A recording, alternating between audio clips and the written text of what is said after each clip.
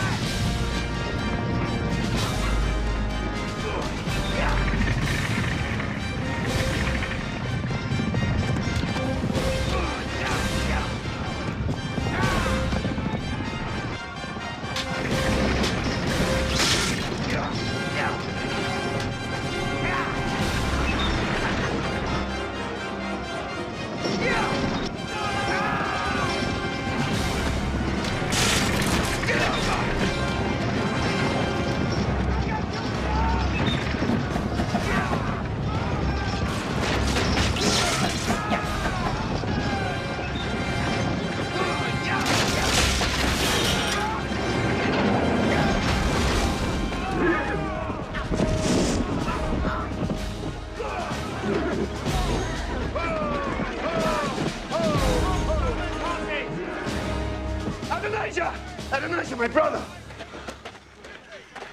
Are you hurt? Oh, of course not, Solomon. I always end a race this way. No, don't move. Let me see if you're injured. So you're a physician now, too. Is there anything you don't know, Solomon? I know you're too mean to be hurt by such a minor accident. Minor accident? It was spectacular. I thought you'd been killed. Imagine my disappointment now to see you still alive. Away from me! Not hurt. I won, Solomon. Won? You have to cross the finish line to win. Look at you. You can't even walk. I can walk.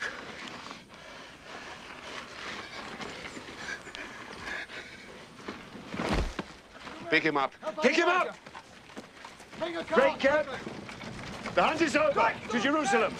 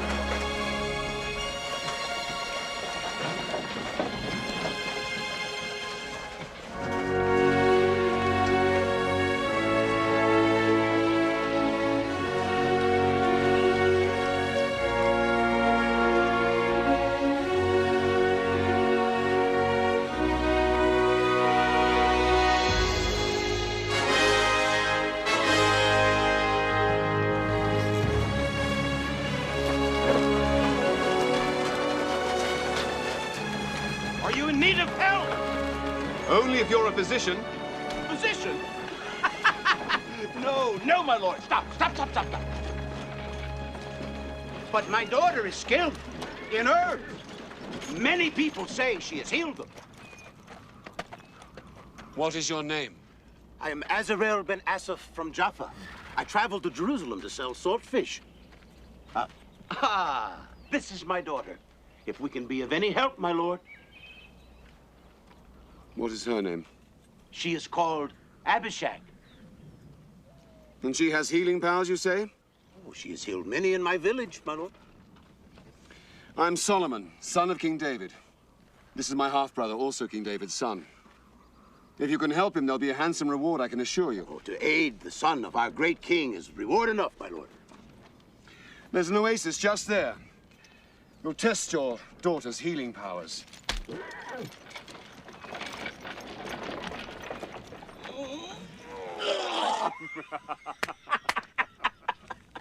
Why the fish themselves do not get sick is a great mystery to me, my lord.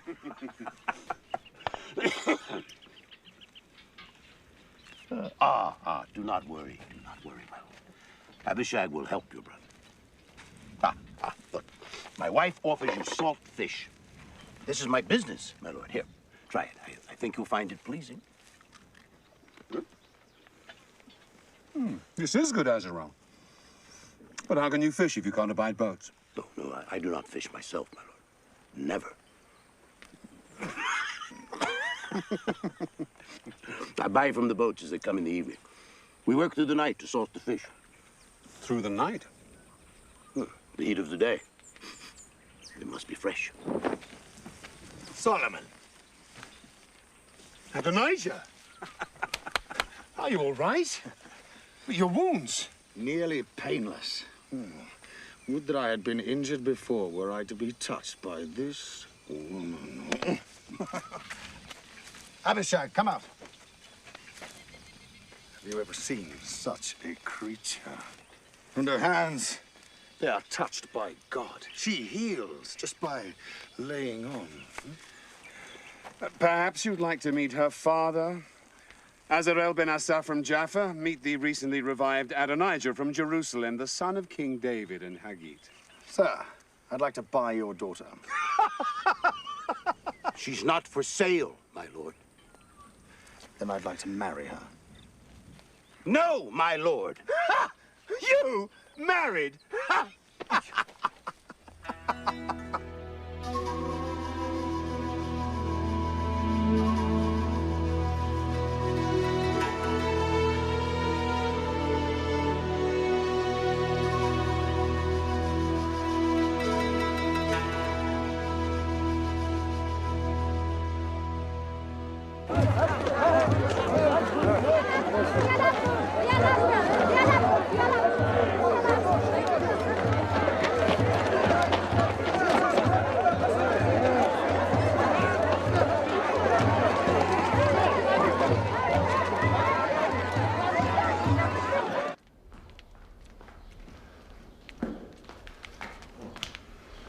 May the king live forever.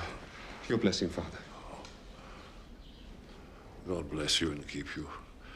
God make his face to shine upon you and be gracious to you. God lift up his countenance to you and give you peace.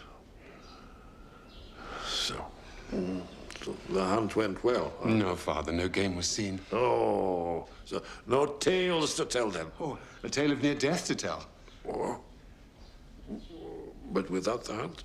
Adonijah challenged me to a race. Oh, an accident. He was thrown from his chariot when it overturned. Is he injured? Well, that's the most interesting part. He was hurt badly. He was cut, broken. He passed out, and we were rushing him here to the court physicians. But on the way, we met an old merchant and his family. Oh. A dealer in salt fish, oh illustrious one, though never have I set foot on a boat myself. The motion, great one, it brings on the sickness. Why the fish themselves are not sick is a mystery to me, my lord.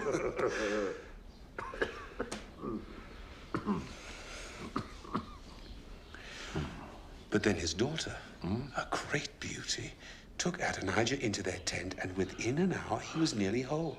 Oh. An amazing cure. How? Herbs and a knowledge of nature, she says.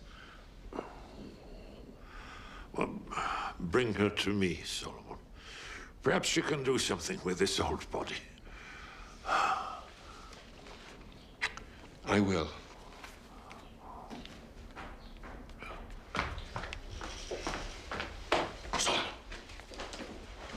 Solomon, let me approach her. Who? The girl. The beauty you promised to our father. You were listening. I must have her, Solomon. Let me bring her to the palace. The king commanded me. A favor, I beg of you, Solomon. Yes, all right. Thank you, Solomon.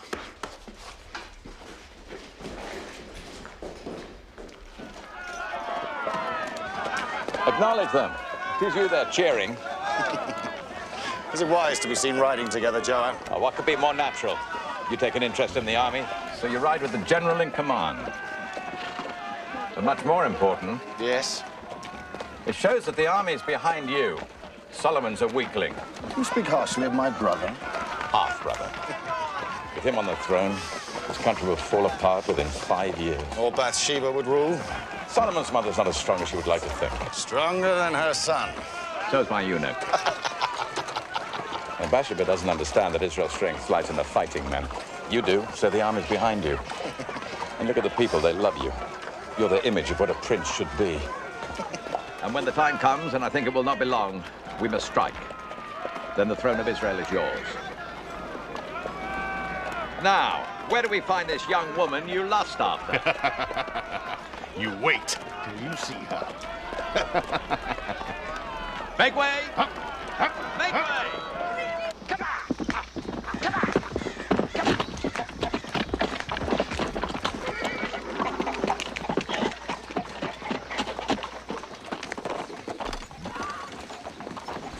I'm Joab, general in charge of the armed forces of Israel. You're commanded to present yourself and your daughter at the court of King David.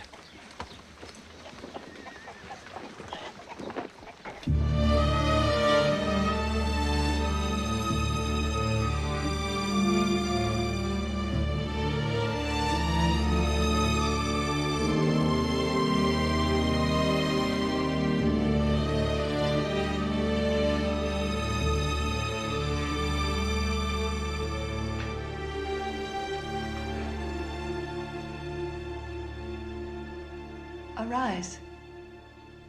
You are in no danger.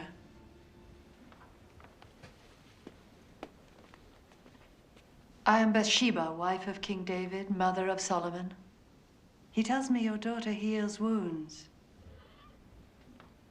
Is that true? It is quite true, my queen. I'm not a queen. He flatters me because he thinks it will be to his benefit. What's your name? He is Azarel ben Asaph of Jaffa, a seller of salt fish. And this is his daughter, Abishag. Come here, child.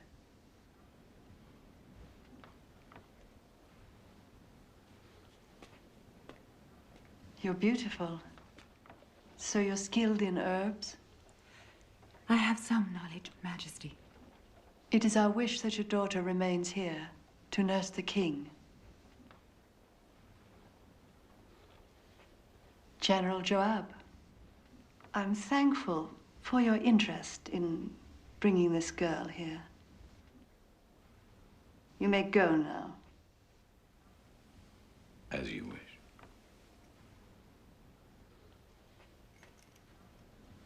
You may all go.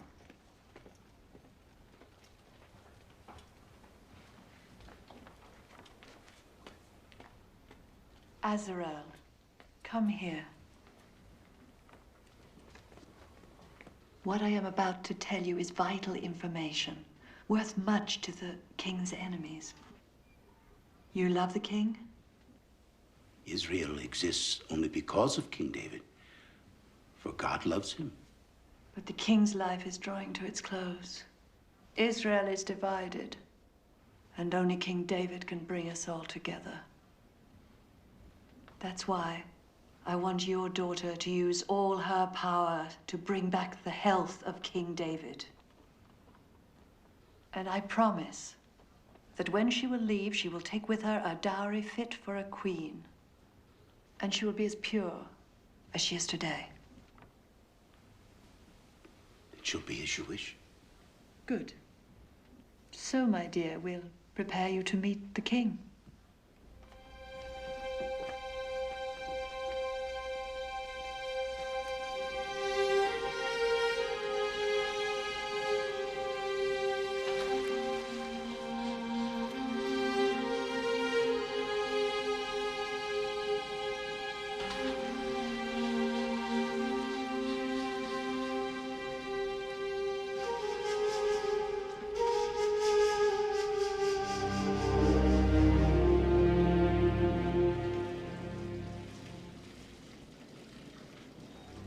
David is dying. Our king is dying. He will not survive. And when he dies, who are they going to put on the throne? Solomon. Solomon. And you know as well as I do, our kingdom will be lost with him on the throne. You know that's treason you're talking. Treason? It's our duty to consider the succession. But it is the king's will that Solomon succeed him. But is it God's will, Abiathar? Joab, God's will and King David's will are one and the same. Is it God's will that his kingdom be governed by a weak man, without ambition for himself or his people?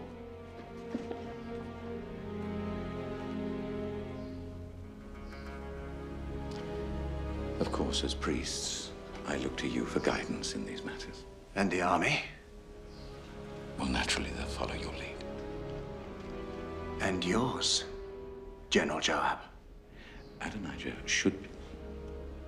must be our new king. But he cannot, will not, unless you, his newly elected high priest, anoint him. High priest? Of course. Let me explain. It is essential that Adonijah be crowned before David dies.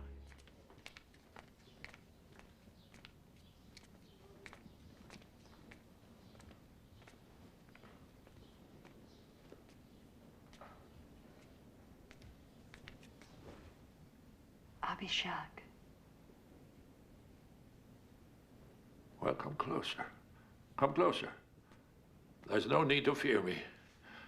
Oh, she makes me wish I were young again. But then, my dearest, so do you. Do you sing, child? A little, my lord king. Play for your king.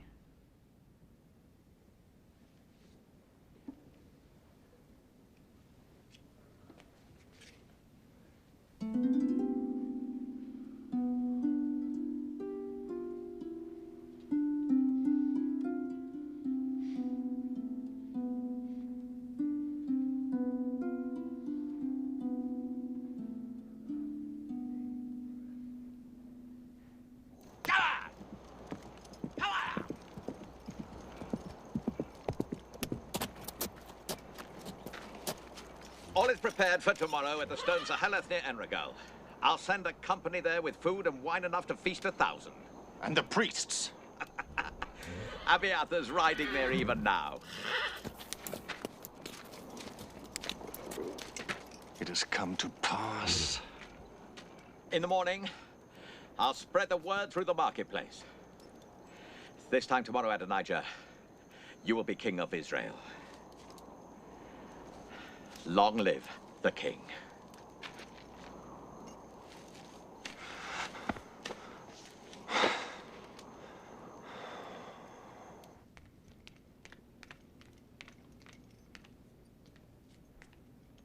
Joab? My lord. Oh, Joab. Come here. You summoned me, my lord. I'm troubled, Joab. By what? Memories. Memories trouble old men. Your memories should be of battles won for God. Kingdoms established in his name. God's own words trouble me, Joab. Now therefore the sword shall never depart from this house. Do you remember those words? Yes. But that was a long time ago.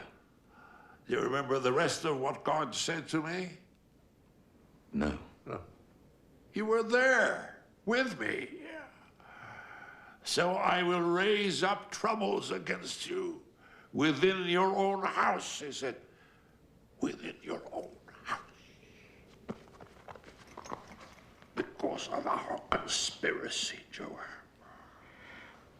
That was a long time ago. Well, you paid a dear price. Your firstborn died. Oh, Bathsheba's. I gave her another child, Solomon. Yes, of course. He will reign when I die, of course. Of course. It is God's will. Of course. God's will. Of course.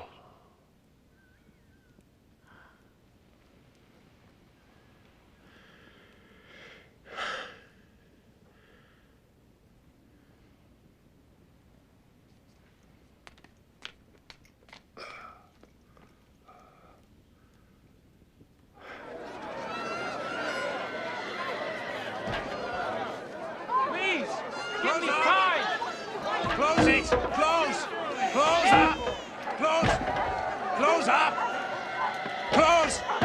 Close up. Hey, what's going on? Haven't you heard? They are anointing the new king at the Stone Zoleth. Food and drink for everyone. New king? Adonijah. Adonijah? Adonijah. But Solomon. Adonijah, I said. Long live the king. Don't you agree? Long live the king. Close up. Close. Close. Close up. Close. Long live the king. Close it. Close up. Close. Close up. Let's go. Close. Close it.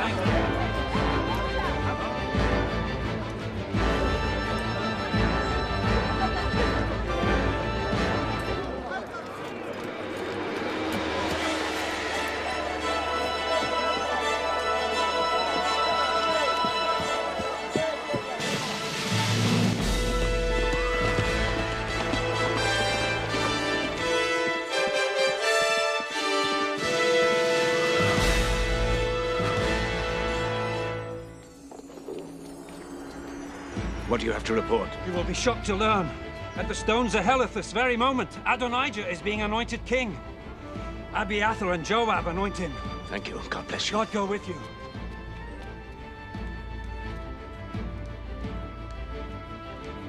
One who was there has just written to tell me. They are preparing to anoint Adonijah king. What? Who? Joab. The army. At the altar of Stones of Heleth. One who was there has just written to tell me. And King David? He knows nothing about it. They know he is too weak. I would never think they'd dare. You must see the king at once. Put the palace guard on full alert. Our lives are in danger. Our lives? Father will annul it just because Adonijah's... Solomon, stop being so naive. They'll cease at nothing. They've nearly got the kingdom in their grasp. But not while I'm alive. You're going to be king in spite of yourself. Try to be a man.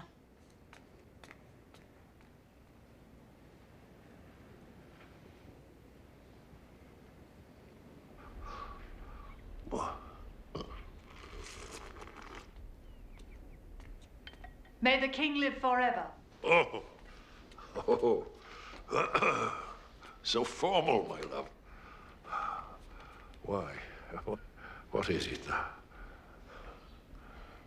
It was always your promise to me that Solomon would be king in your place. Yes, I made that vow. Well, today your son Adonijah is to be anointed to be king of Israel. What? By whose authority? With the support of the army and much of the priesthood. Joab? Even so.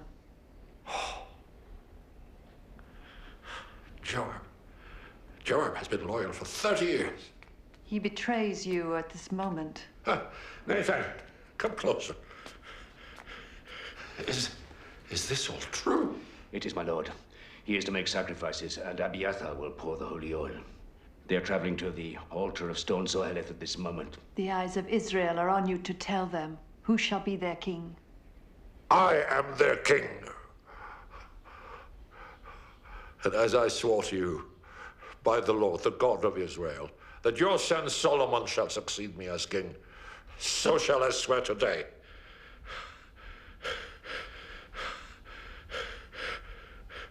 Zadok, does he remain loyal? He does, and many other priests. And the palace guard. Good. Nathan, take Zadok and the other loyal priests and the palace guard. Have Solomon ride on a donkey from my stables. Not a horse, on my donkey. Bring him down to Gihon. And there let Zadok anoint him king over all Israel. This is my will.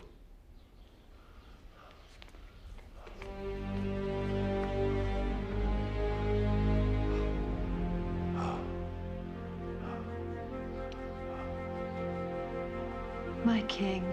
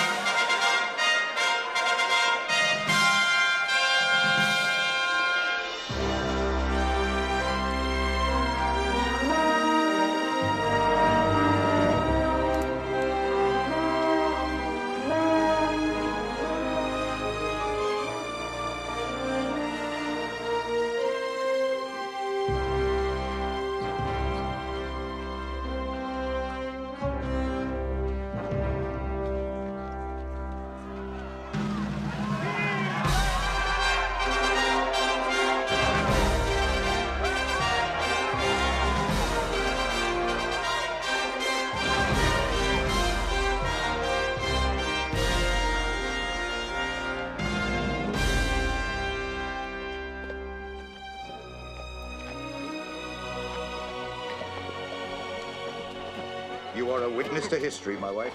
Today, God decides who is to lead his people. 2 men are claiming the throne, but I, for one, will follow the choice of King David.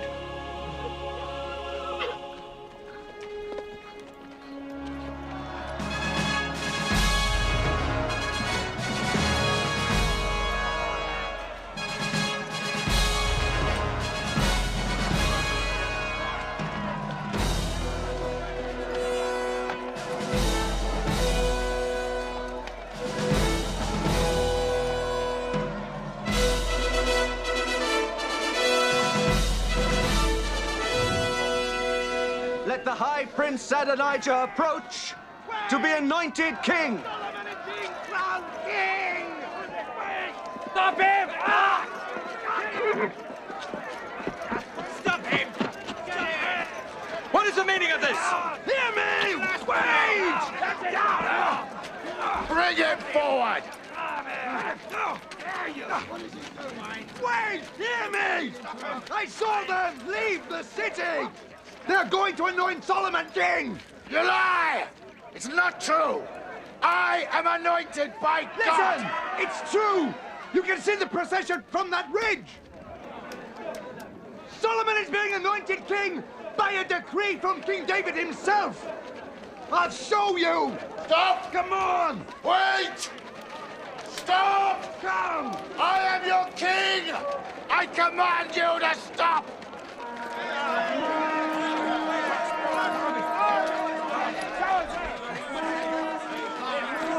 Look!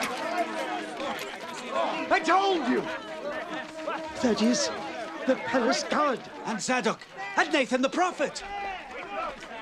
They would act only on the word of King David. We've been lied to. This is no king. Treason. That's what it is. I want no part of it.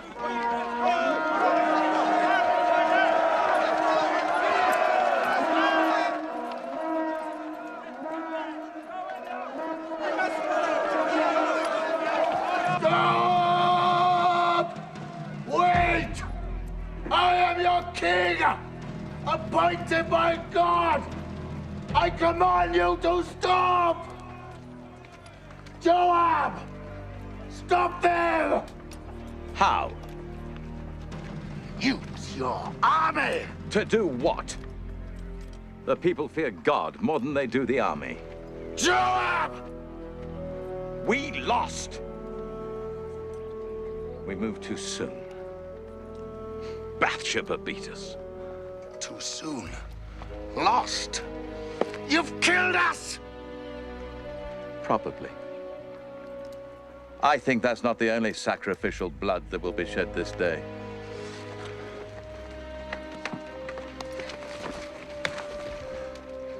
What's this? I will not leave this place. Go and tell Solomon! I will not leave this place till he swears he will not kill me. Adonijah, calm down. Do as I say!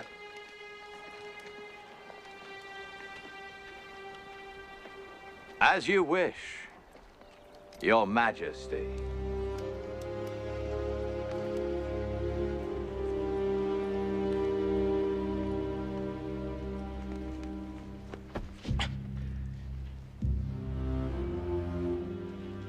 You have proven your courage once again by delivering yourself to this court. As always, I serve my king. Not always, Joab. You killed Absalom, my son. Because he rose against you, my lord. I commanded he be dealt with gently. You struck him down! In a victory for your armies, my lord. No, you have risen against me. No, my lord, never! Against these, yes! But not against my king. Then bow to your king. King Solomon.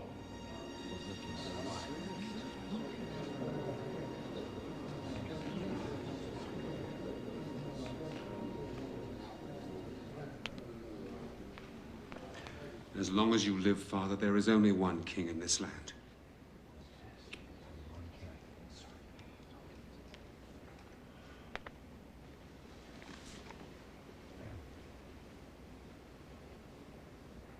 The penalty for your actions is death. Wait. My judgment is this. While I live, you live. When I'm dead, your life is in the hands of your new king.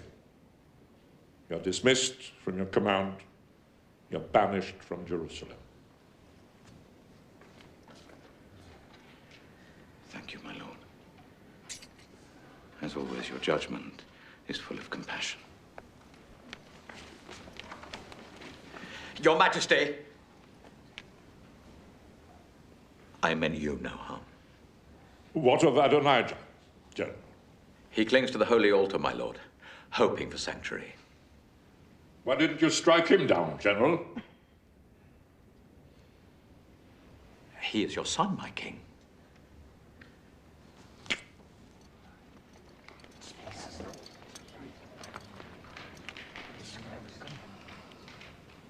And now, Adonijah, what of him?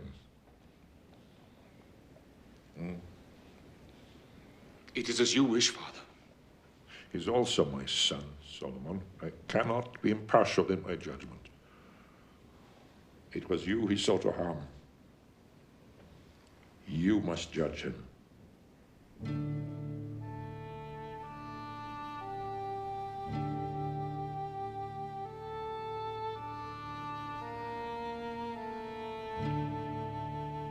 He is guilty of treason.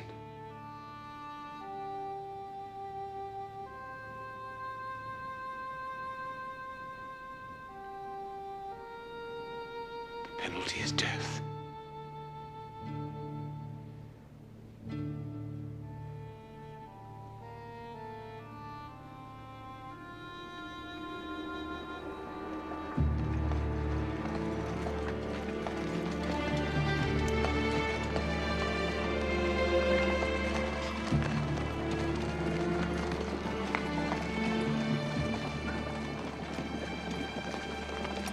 I meant you no harm! I swear it! I swear it! I beg of you, spare me my life for the love you once bore me! Solomon! Solomon!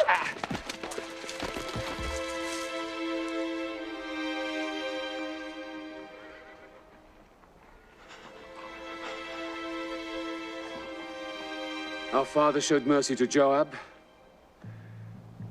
I shall do no less for you. If you prove a loyal and worthy man, not one of your hairs shall fall to the ground. But if treachery is found in you, you shall die.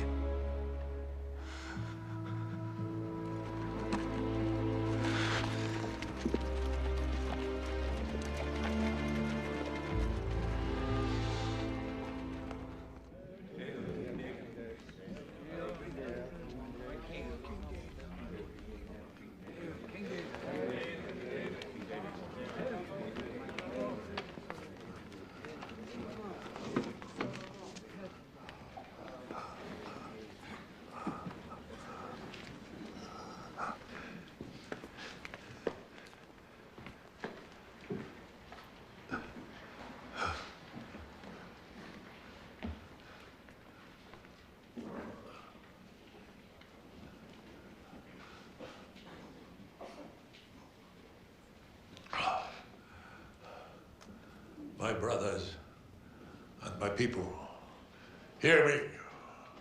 I had planned to build a house of rest for the Ark of the Covenant of the Lord.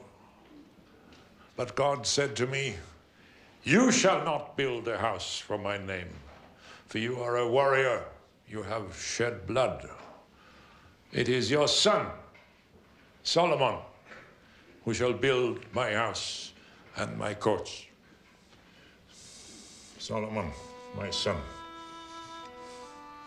know the God of your father and serve him well, with a single mind and willing heart. For the Lord has chosen you to build a house as a sanctuary be strong and obey.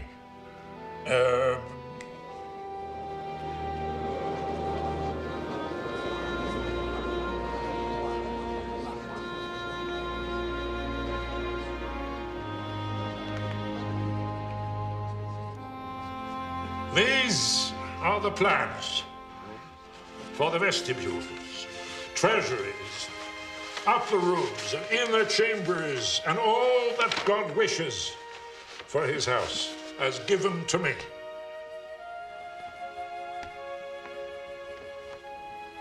My son is young and inexperienced. His task is great, as this shall not be a temple for mortals, but for the Lord. But I have provided, as far as I was able, bringing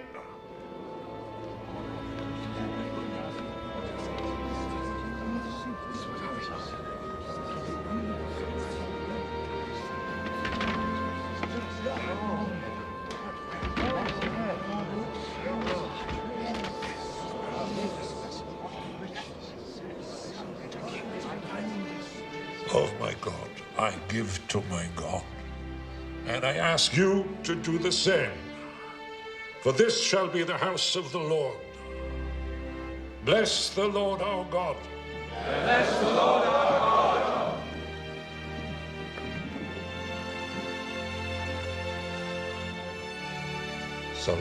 Solomon, remember, Solomon, a king must be strong. If someone bars your way, he threatens not just you, but the good of the kingdom as a whole. You must cut him down, like wheat. Can you do that? I can, Father. I should never have granted the life of Joab. He served me well, but he has served you badly. When I'm dead, kill him. Just kill him. Kill him. If he plots with Adonijah, kill them both. Kill them. You must now be king, Solomon. King.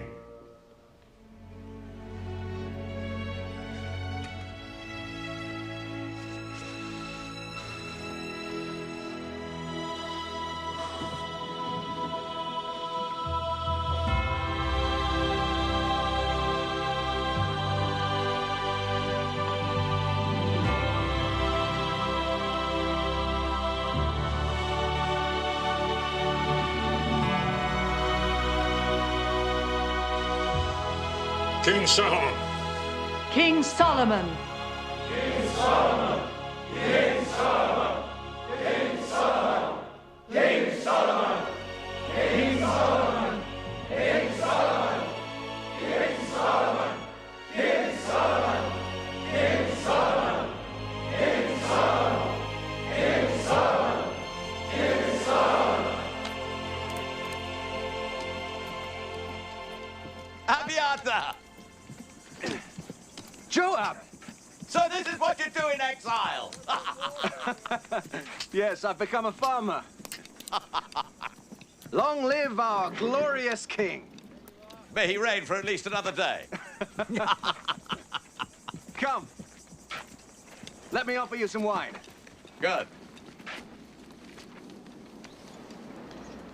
There's talk of Solomon building a temple. I've heard so. I should preside as high priest when it's finished. You may yet. How? Solomon put that ancient fossil Zadok in my place. Or we simply struck too soon. Should have known. Well, David's still alive. But our time will come. The moment he dies. Solomon, a king. If I'd have been in his place, we'd both be dead men. And who will you put in Solomon's place? Adonijah, of course. Adonijah?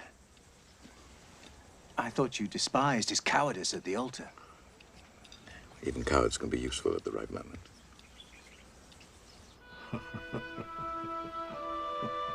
Did you tell yourself a joke? For some reason, a song keeps coming into my head. A song? Yes. Remember, I once wrote a song. to the Lord on the day we were delivered from Saul. Of course, everyone knows it. For the waves of death encompassed me. The torrents of perdition assailed me. The cords of Sheol entangled me. The snares of death confronted me. So? We're so dramatic. Torrents, snares, waves. Death is not like that at all. It was when we were young. Yes. But now it's whispers, not waves.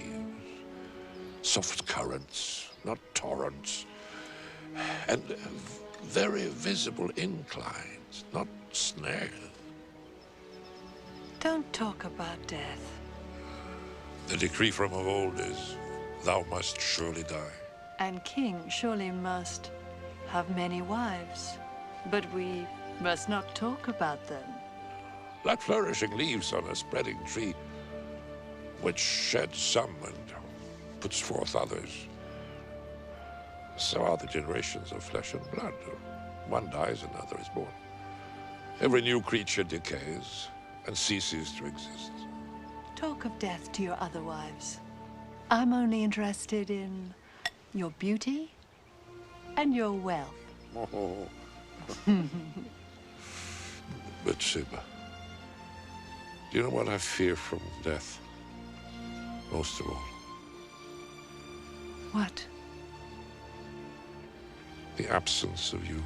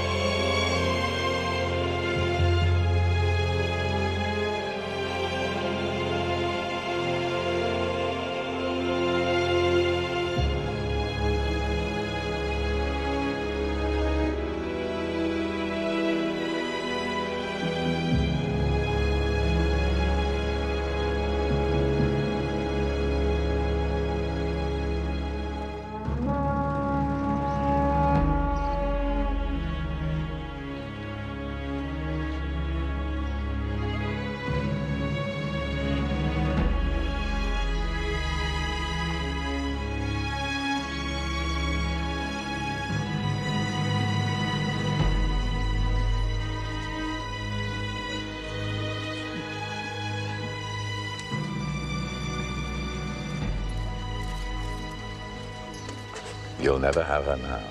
Joab. She has status now. She's no longer the daughter of a simple saltfish dealer.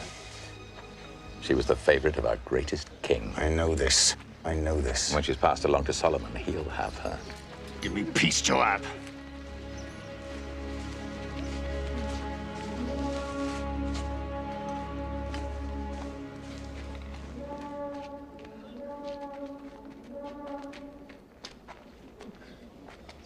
What do you want me to do? I want you to be king. Solomon is king. Well, only till you wrenched the crown from his feeble grasp.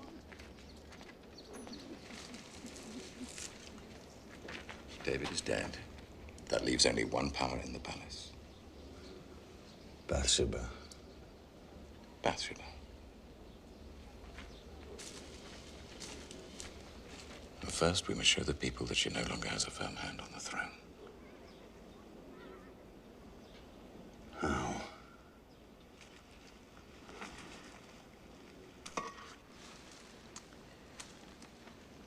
If you could take Abishag, David's favorite, from under the nose of the new king, it would show you're still in the fight. The people would notice. She wants me. I know she does. Of course she does.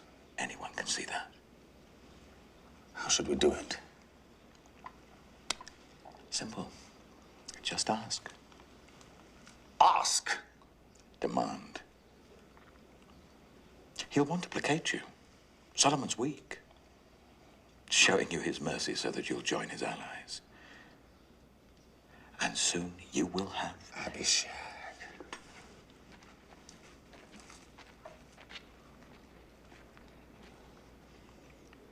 The throne.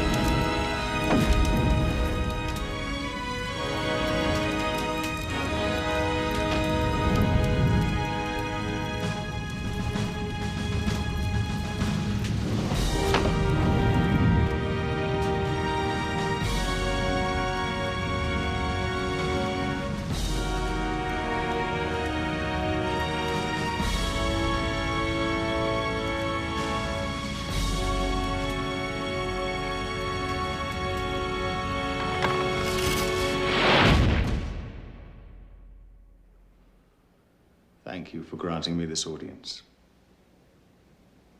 Do you come in peace?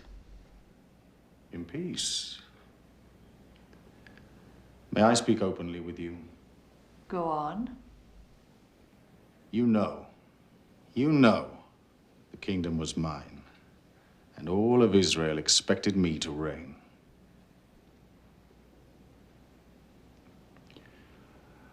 But things change, and the kingdom has fallen to my brother. For it was his, from the Lord.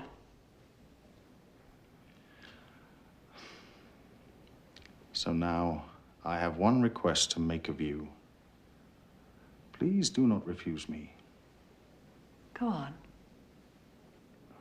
Please ask Solomon, King Solomon, for he will not refuse you, to give me Abishag as my wife.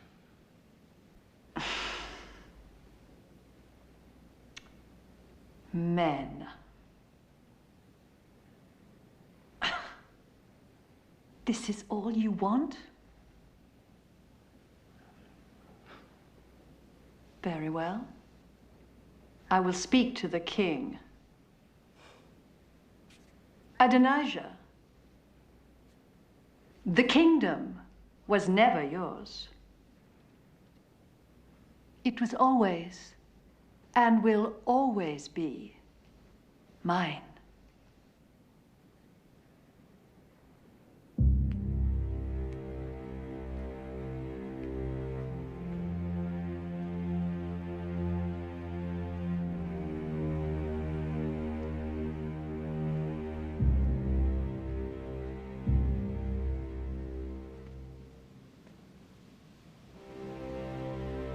God of my father and my father's father, give me strength and courage that I may be worthy of this honorable duty and serve you well.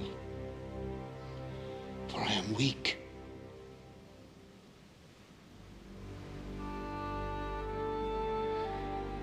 And fearful.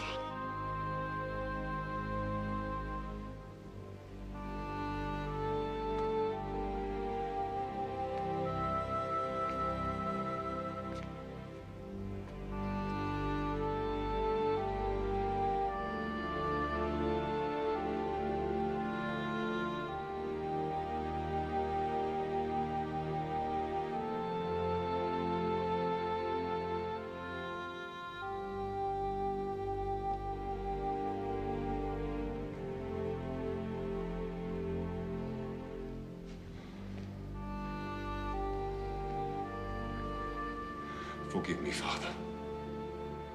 I do not deserve your throne. But now I must be king, as you commanded.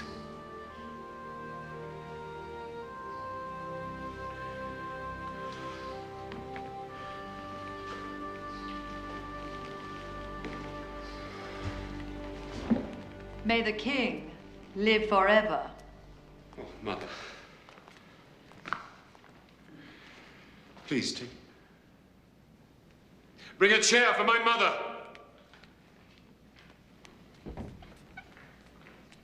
The ruler of Israel bows to no one, Solomon.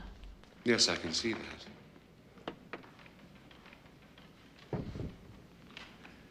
Come, Mother, don't be humble. Take your rightful place.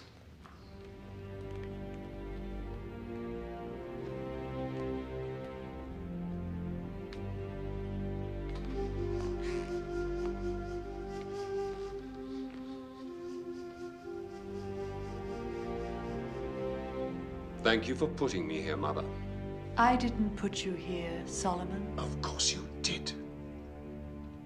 But now that I am here, I will deserve it. By God and all his glory, I will fulfill the destiny of Israel. I have a request to make. Do not refuse me. Make your request, my mother, for you know that I will not refuse you.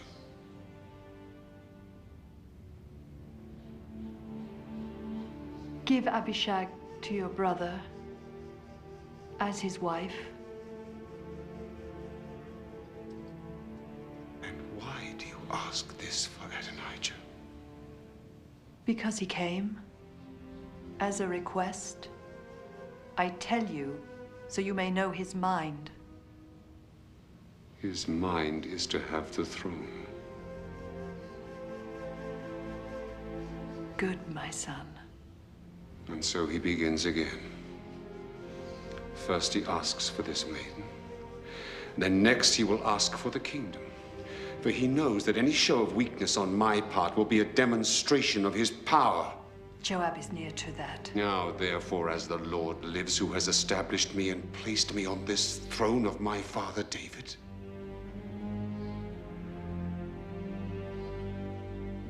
today, Adonijah and Joab must die.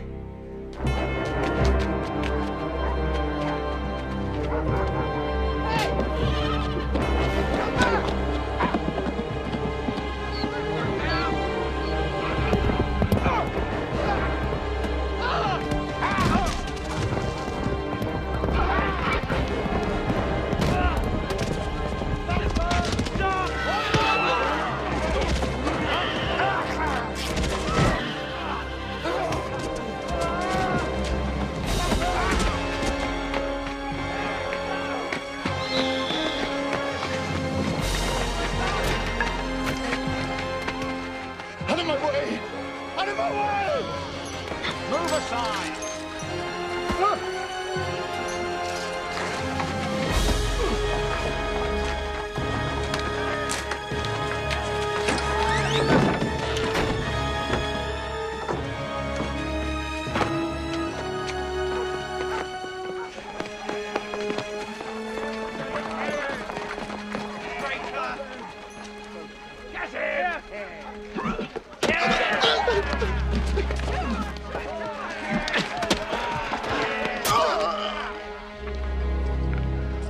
I was to be king. But you die as a traitor.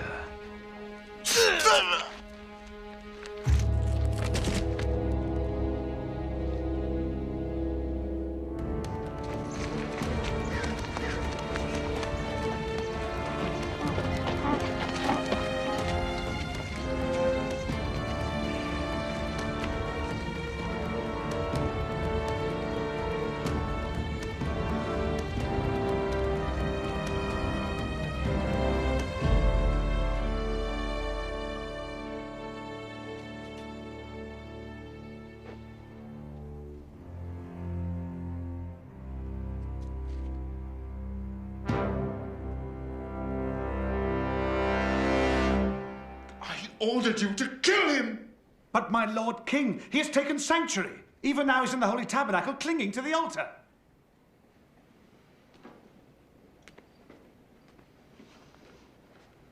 I don't care where he is.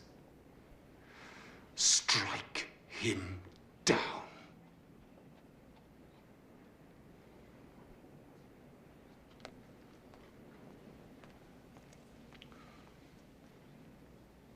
Joab, it's by command of the king. You are to die. The king commands you come out, Joab. No. I'll die here. I beg you, don't make me kill you there. I would commit sacrilege. Which you cannot. Dare not, Benaiah. I'm not ready to die. Listen to me! You know as well as I there's not a man in Israel fit to rule in the place of King David. Did you think I believed Adonijah could truly be a king? He was but a pawn. The people's favorite, oh yes, but ruler of Israel. And Solomon, that weakling, to rule over God's chosen people? No. Benaiah, the only real power to rule lies in the army. Only the army can save our nation. Let Solomon remain king, yes, but grant me my life, and together we will have the power. Israel needs the army needs me. You and me. Together, Benaiah, we will be the real power to guarantee Israel's glory, God's glory. But the king has commanded. Bathsheba has commanded. Solomon's too weak. You know I'm right, Benaiah. Is the mother's command greater than the will of God? Well, my friend, will you obey the king? The king's mother? Or your God?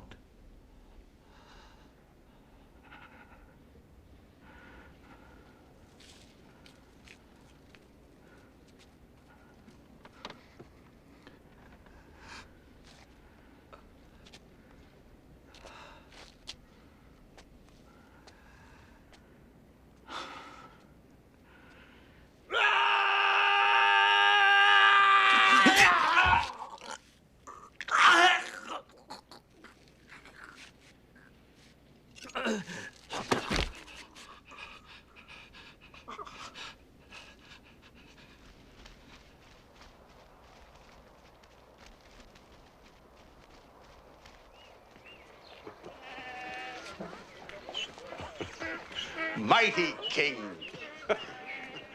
I thank you for your kindnesses to us and to our daughter. My lord, I buy a good pearl when I can. For my daughter's future, you understand. But your bounty has far outshone their worth. Perhaps they could be used in the temple. They're poor things, I know. But I give them to you.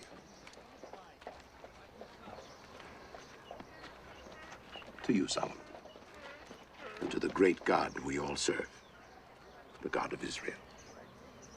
I accept them with pleasure. And may God keep you all in his hands.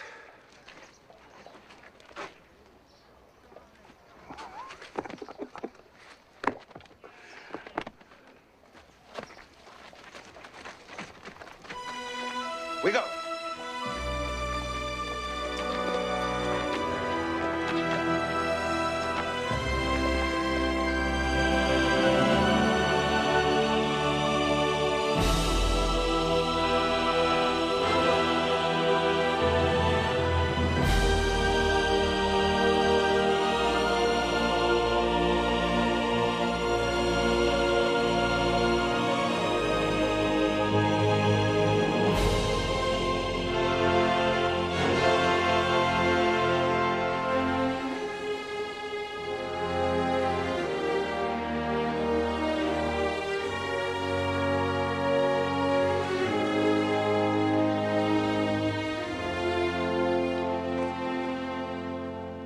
Now will I prepare to build your temple, Lord, here at the altar of Gibeon. I'll make sacrifices, cleanse my heart, and listen.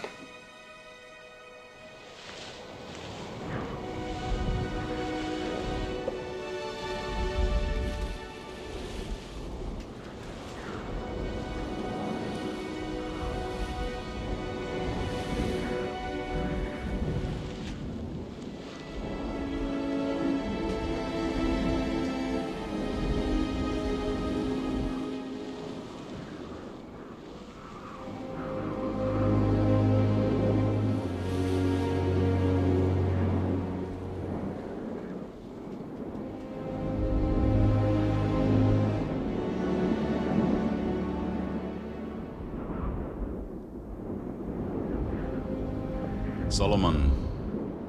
Enter, Solomon.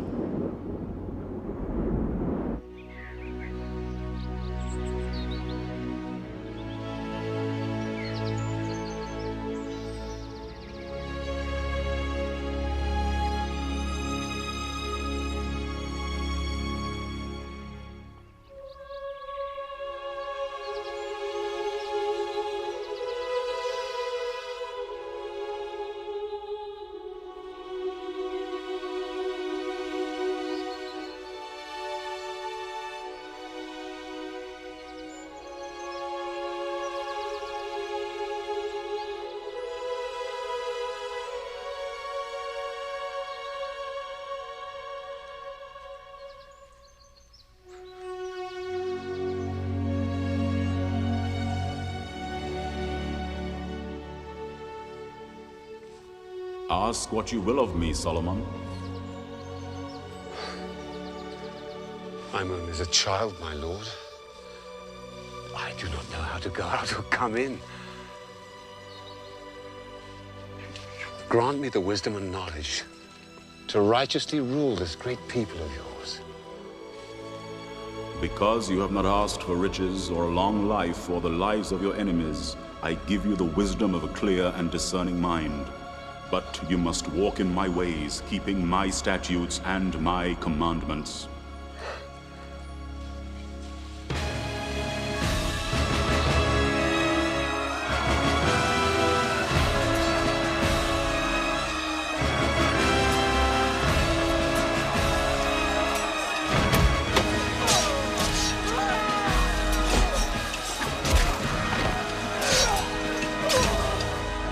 This skirmish was simply a patrol to test our strength.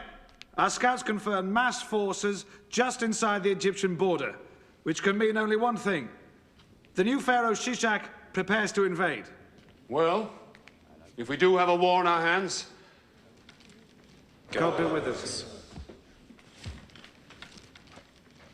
Jerusalem, the Egyptian border, Tyre.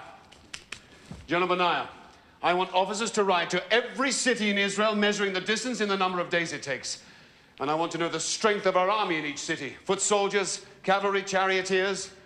If we must fight, I want to know what chance we have. By royal decree from today, the kingdom of Israel and Judah will be divided into 12 provinces.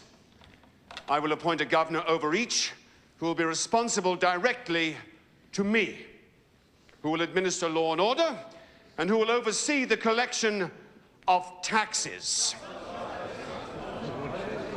which from today will be increased by 1/10.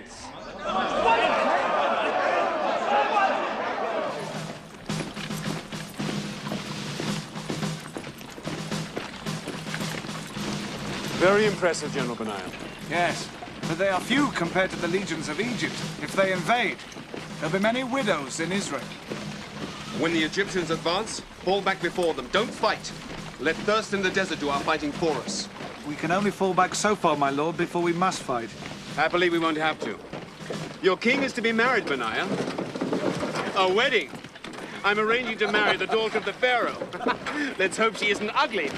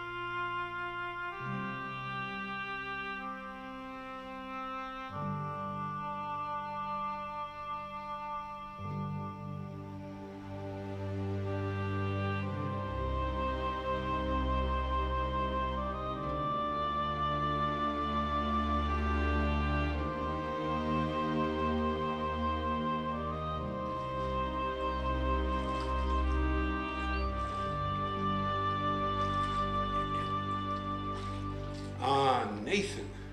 So, how's married life? Very pleasant. Very pleasant indeed.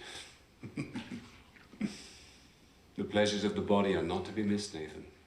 I've chosen to concentrate on God's love, my lord. Do you really think he meant you to deny yourself, Nathan? He made us this way, did he not? Why would he not want us to taste of the fruit? God put many things on earth we're not to taste, my lord.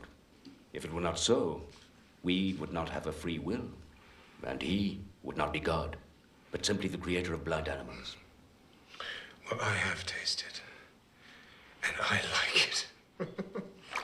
You were allowed, even required, my lord. But I warn you, be careful not to give yourself to any woman so that she gains mastery over your strength. Maybe too late, Nathan. I'm exhausted.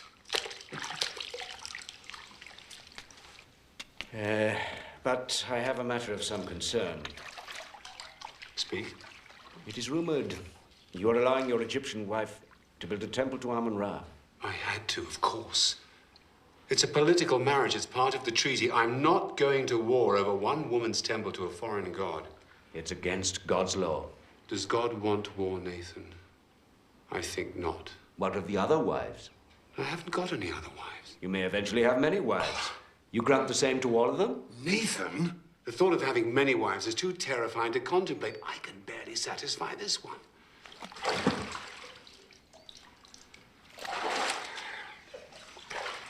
Nathan, I worship the one true God.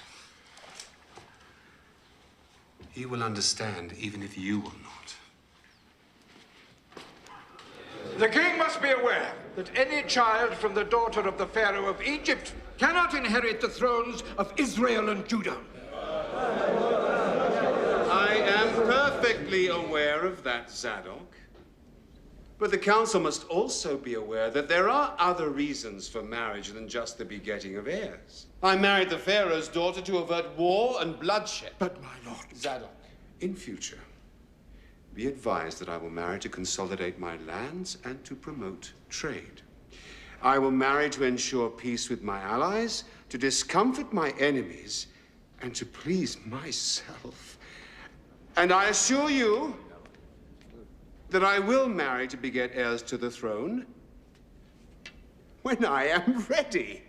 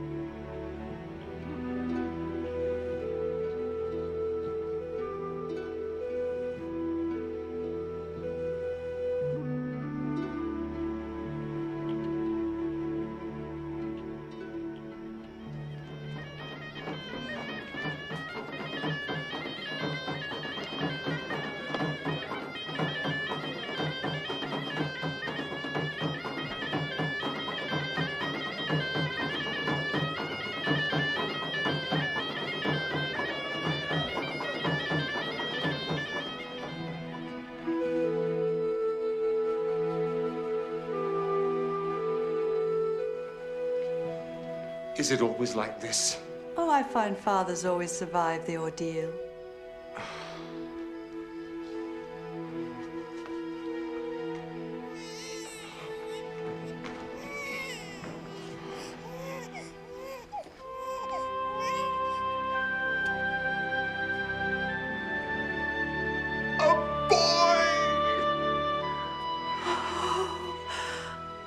Oh, a fine Jewish boy.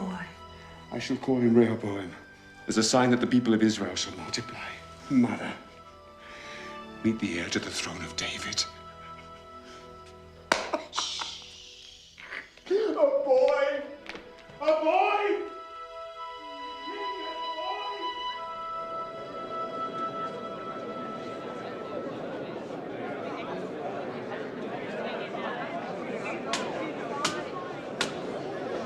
The purchaser of the horse claims he was not told of the vicious nature of the beast. Yet in the terms of the contract, he was perfectly at liberty to try the animal before offering payment or accepting delivery. The seller has the right to remain silent and let the buyer find any fault he can. It is the buyer's fault if he does not do so. Buyer must pay full price. Thank you, my lord. Thank you, my king. Zadok, why are there so many people here today? There is great interest in the next case, my lord. It came before the provincial governor of Gilead. Old Ben-Geber? The facts are simple, but the case very complex. Your judgment is eagerly awaited.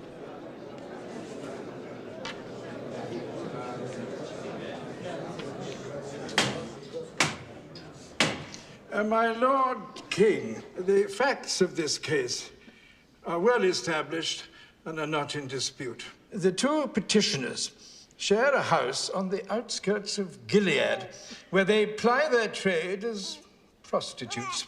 Some 6 months ago, one gave birth, and shortly thereafter, the second did likewise. Both had boy children. This dispute arose after one of the babies died. You may each state your case. You go first, you lying cow. Then I'll tell the truth. Well, we each have our own room. Are you a citizen of this country? Yet you show no respect to your king. Now rise. State your name and the facts as you see them. My name is Basma. It was just us in the house. Us and our babies. I'd gone to bed with little Joachim. That's his name. Michael! Michael is his name! Silence! Me and Joachim went to sleep. And I'd given him a good meal. And he was a happy little baby. Well, that pig must have rolled on her baby and killed him. Because when I woke up, there was her baby beside me, dead. And my Joachim was gone. Liar! Silence! A mother knows her own baby. That is my baby! Silence! I'd pick him out from 1,000.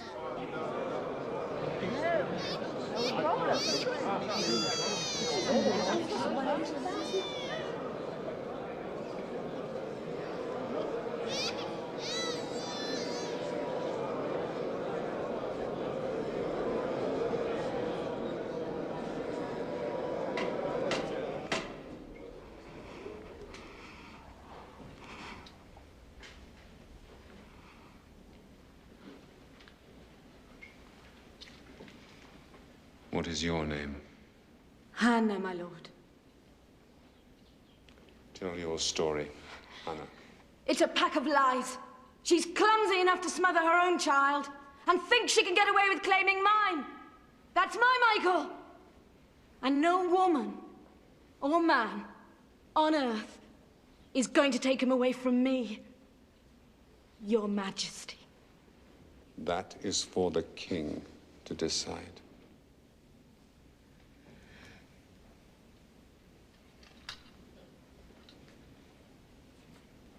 Was no midwife present? No, my lord.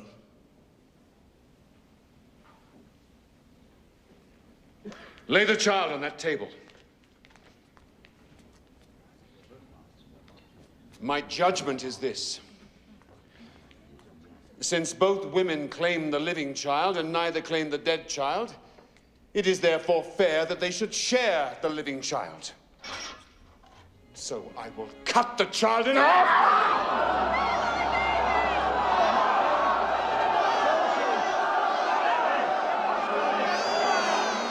Spare my baby. Don't kill him.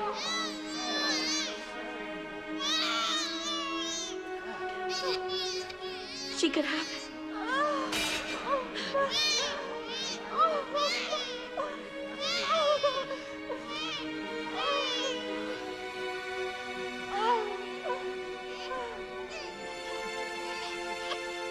God bless this child. God bless this child. And his children's children. And his children's children. And most of all, his true mother.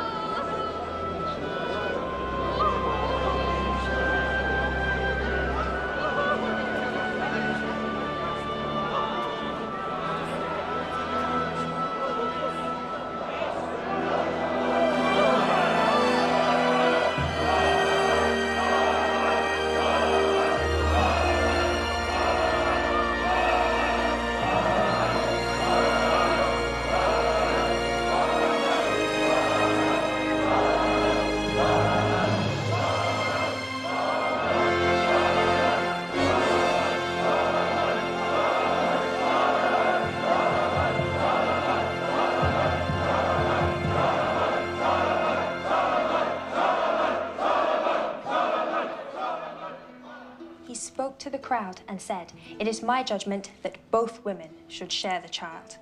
This is not wise. A child cannot have two mothers. They will fight and ruin its childhood. He took the baby, laid it on a table, drew a sword from a nearby soldier, and what do you think he did? I don't know. Killed one of the mothers? He raised the sword over the baby and declared he was going to cut it in half. Brilliant. When the real mother saw he was going to kill the baby, she ran forward. And screamed for the baby to be saved. Even if it meant giving the baby to the other woman. Exactly, my queen. Brilliant.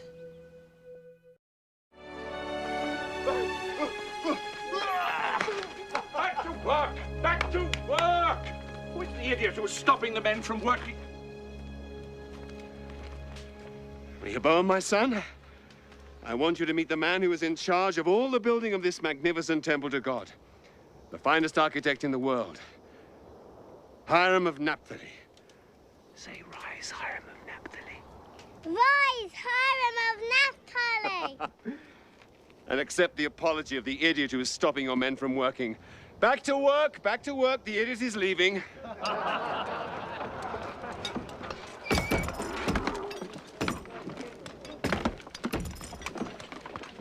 I am very sorry, Your Majesty. It is I who should apologize. I was having too much fun. Kings are not supposed to have fun. All goes well? Yes, Your Majesty. My men work hard and your people learn fast. In a year or so, I shall be able to send some of my foremen home and they can be replaced by your men. Excellent. Some water? Yes, thank you.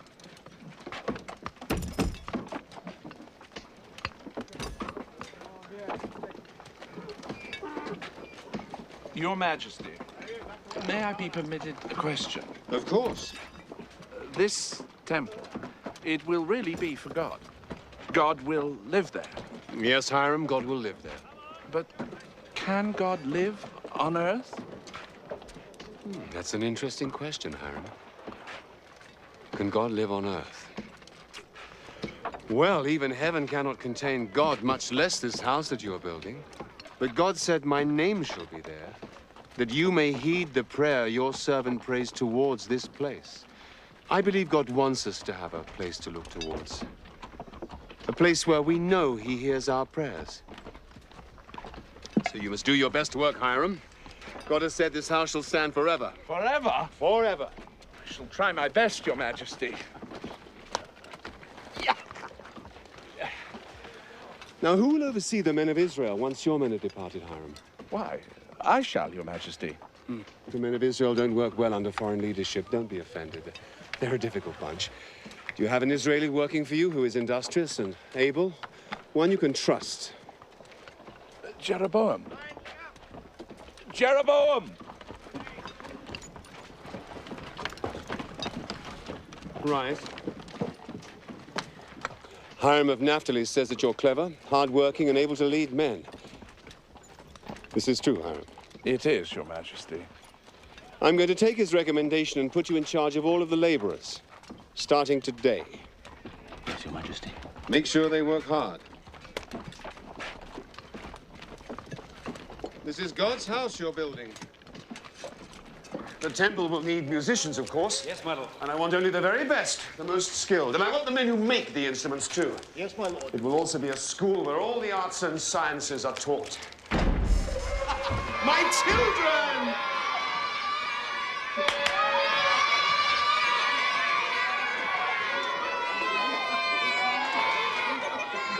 Enough, enough! Come and show your father what you've learned. Come on. Ready?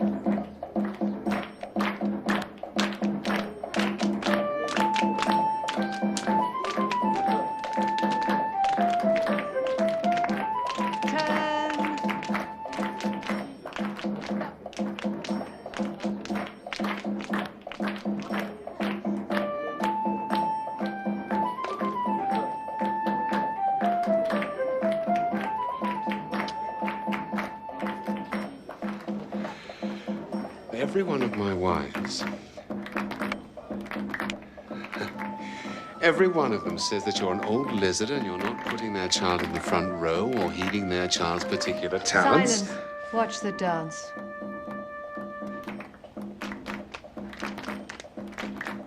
Wives.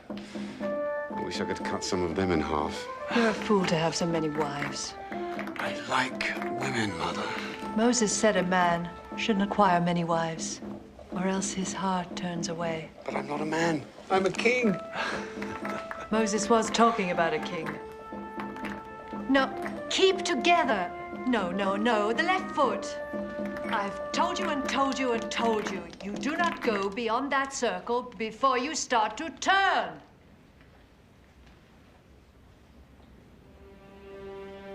Oh, no. Oh!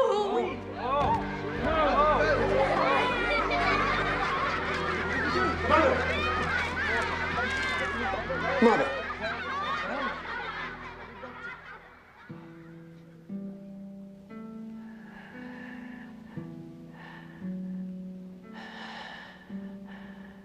David, my love.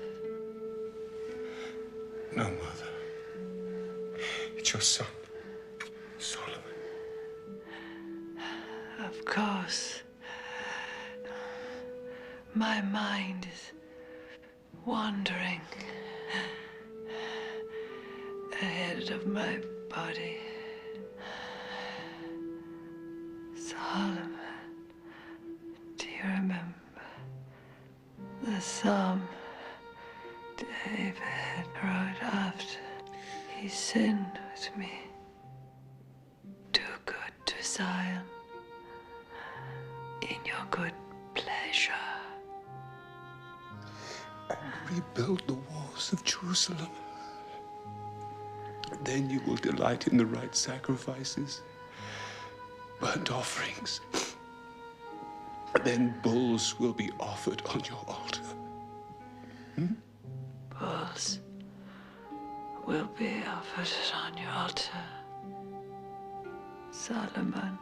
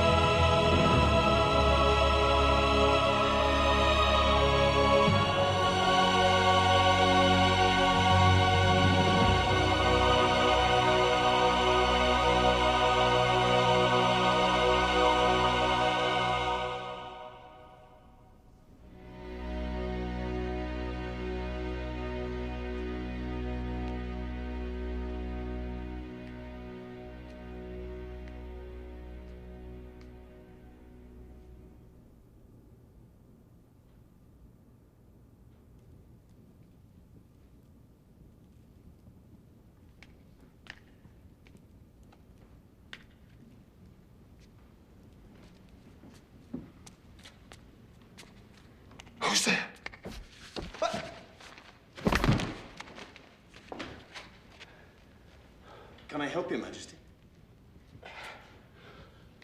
Did you see me fall? Fall? No, no, of course not, Your Majesty. Of course you saw me fall, but your diplomacy is appreciated. Who are you? Jeroboam, Your Majesty. You appointed me overseer. Yes, I remember. Over the laborers. Come and help me. Is it permitted? Of course it isn't permitted. If the priest catches, they'll stone us both. Now get in here.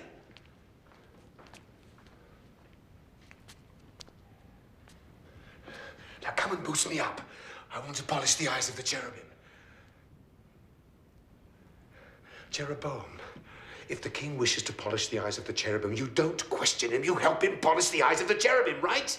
Yes, of course, Your Majesty. Come on!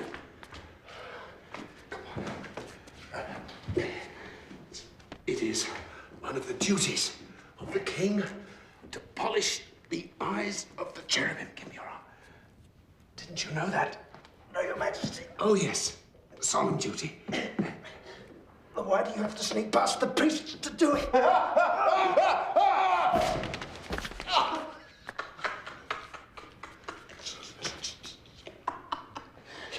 Your king is crazy, Jeroboam. But only you know this. Guard the secret with your life. I'm afraid it's too late, Your Majesty. The secret's out.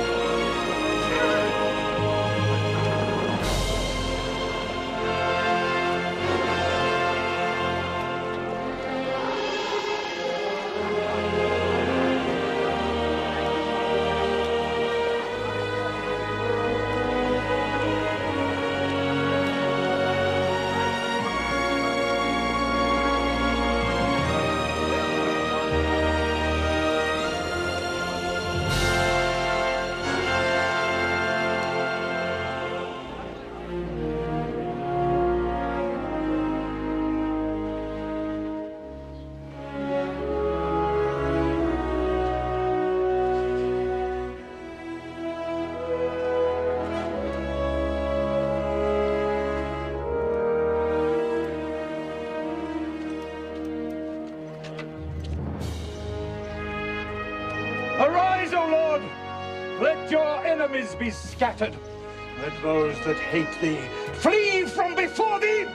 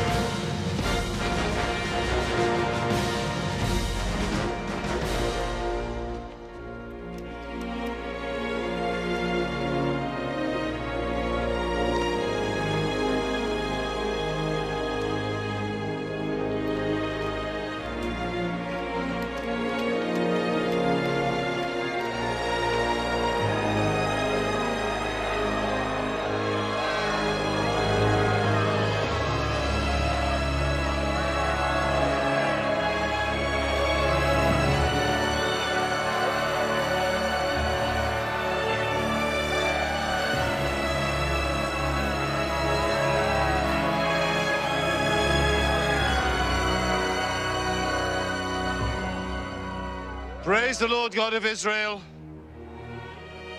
He has kept all his promises made to the king, my father. And I, in turn, have kept my vows both to God and to my father. The people of Israel have built this temple as a dwelling place for the God Most High and as a resting place for this holy ark of the covenant. It is fitting that the laws given to Moses by the Lord God himself should be kept forever in his house. Grant, Lord God, that we keep your laws and please you in all that we do, both from this day and forevermore.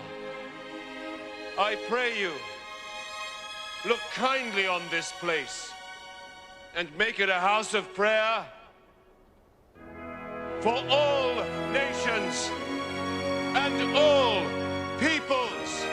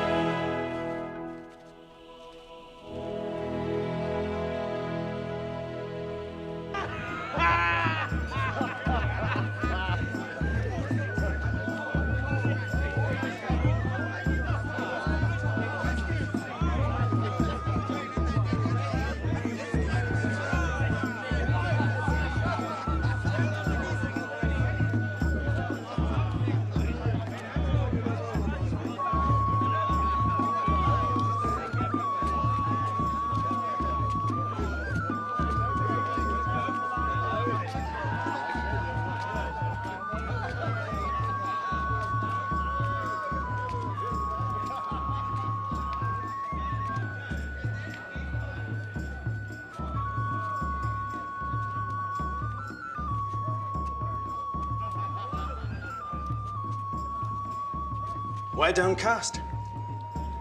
On this of all days. It's not easy to put into words, Jeroboam. If Solomon can't, no one can. 7 years. 7 years with one object, one ambition, one dream. Now it is finished. What else is there for me to do? I have not the wisdom to answer such a question. But my answer would be to continue to serve God.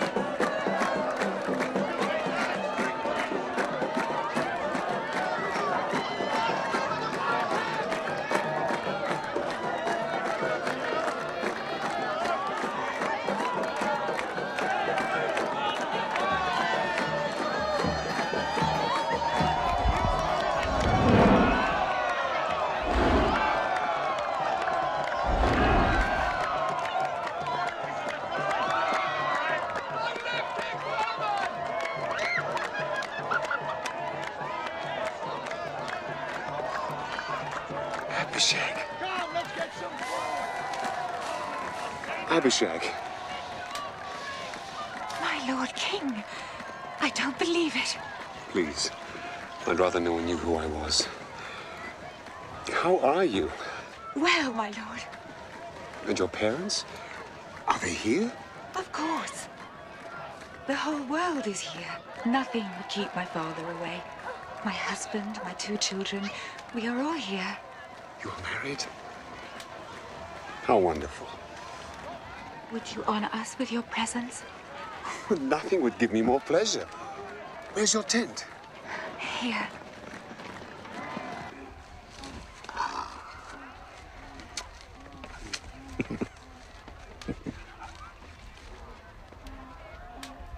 Oh, these are fine children. A credit to you both. I'd love to give them something, but I brought nothing with me. Nothing, great one? Your blessing would be worth more than gold.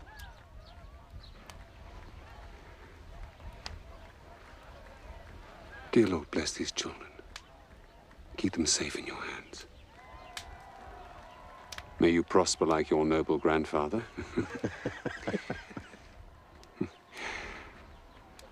And may you be as beautiful and pure in spirit as your mother. Lovely children.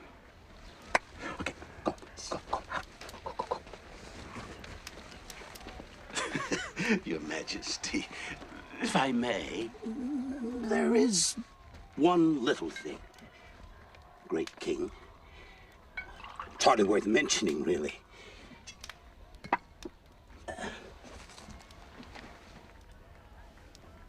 The pearls I gave you. Of course. I'm glad you asked. I had them used as the eyes of the two great cherubim that guard the Ark of the Covenant. My pearls are in the temple.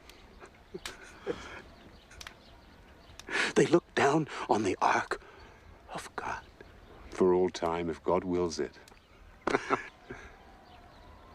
Then I have not lived my life without purpose. I can go happily to my grave.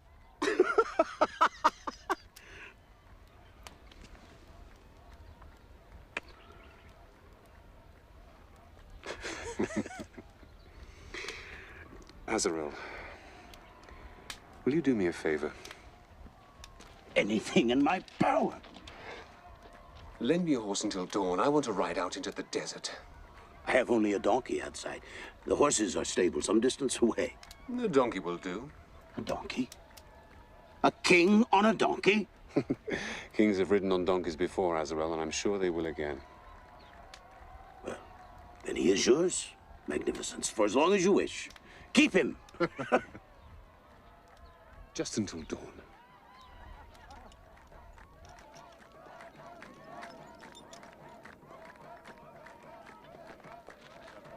But your wives are all ugly. What should you want to find? You mean my wife?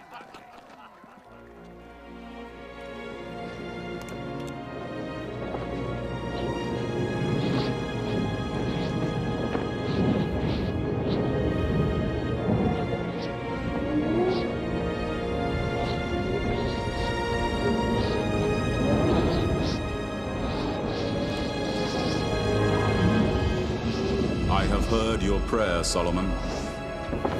I will grant your wish that I live in the temple you have built for me. As for you, if you follow my laws, as did your father David, then I will be with you until the end of your days. But if you turn away from me and serve other gods but me, then I will destroy the temple that you have built for me.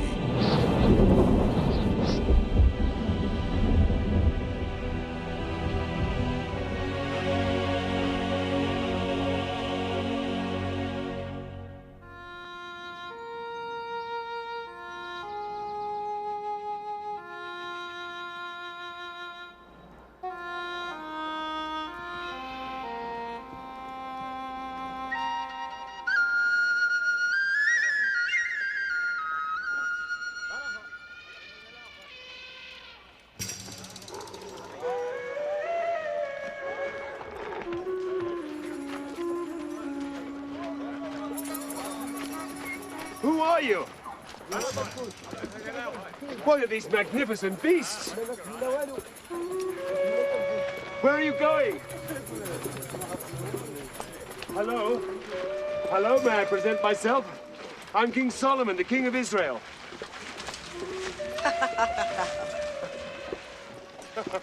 Actually, it's true. I am the King of Israel. Where are you going? To Jerusalem. Ride ahead and tell your king that the Queen of Sheba is coming.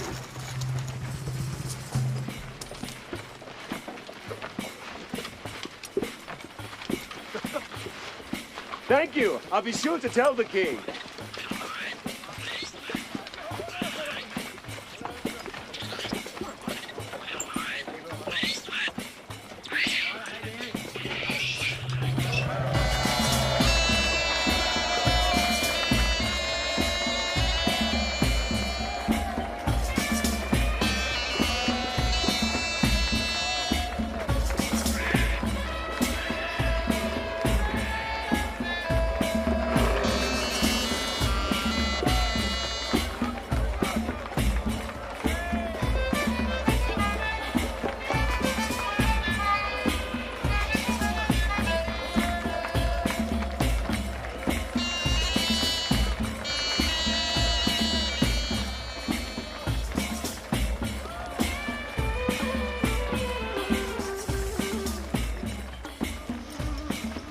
Jeroboam. Do you think she is beautiful?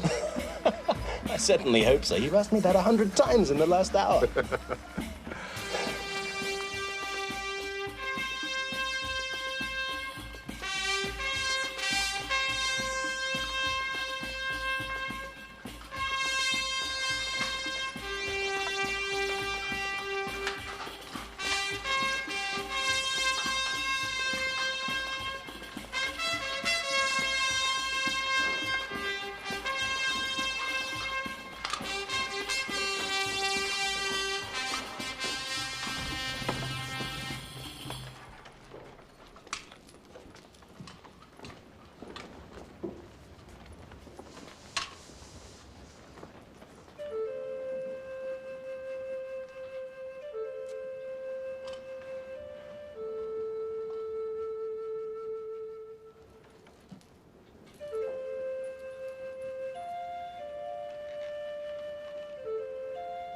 I'm King Solomon of Israel and Judah. I bid you welcome on behalf of all of my countrymen. The fame of King Solomon has spread like a rising tide, even as far as Axum and Saba. I have crossed the desert for many months to bathe in the ocean of his wisdom and to see his considerable skills on a donkey.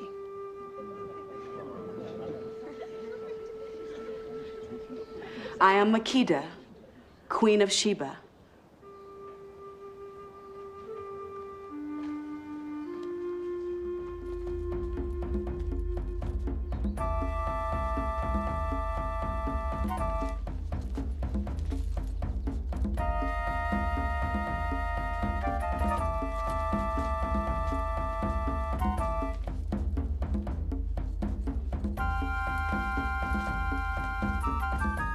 They please you?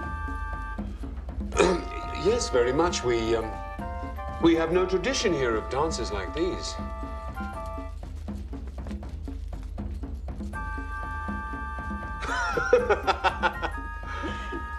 They're beautiful. They are yours. Mine? I brought them for you.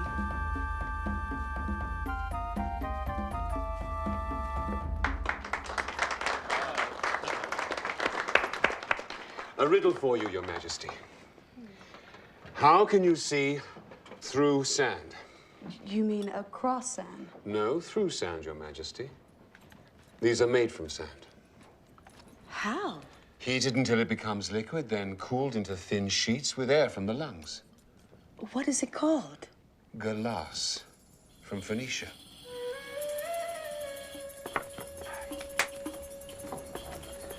Fabric from India. Beautiful. Precious wood, also from India. It smells wonderful. Peaches, oranges, figs, cheese, lentil, millet, fine herbs. Salt from the Dead Sea, very good in small amounts. A deer, a roebuck, gazelle. This is game fowl. Look at those. This is my favorite. Fatted goose from Egypt. Have you ever tasted goose, Your Majesty? Never.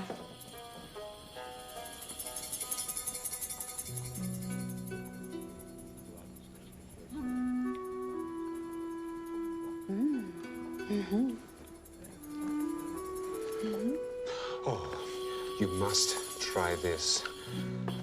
This is the sweetest thing you have ever tasted. Sugar cane from the Nile.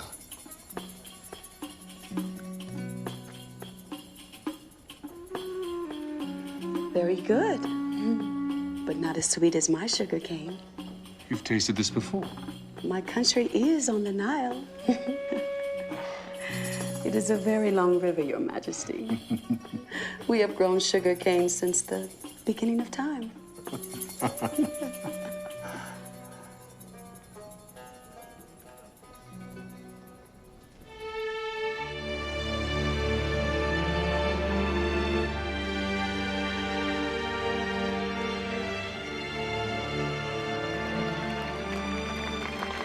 Is this a shrine to Astarte? It is. How can this be allowed? You worship your one God. We're a trading nation. Merchants come from all over the world. If they couldn't worship their gods, they'd go somewhere else. How strange. To put trade before faith? Now you sound like my priests.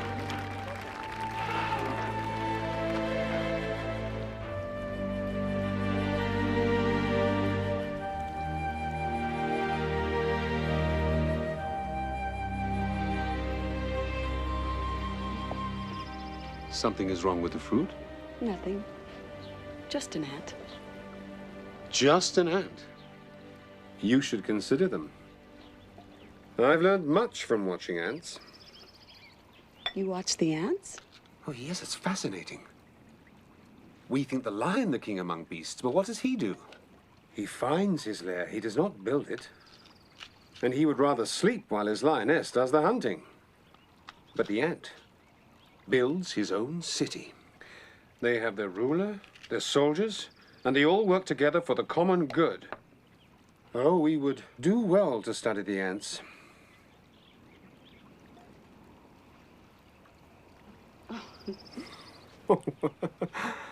But I wish they'd find their own food.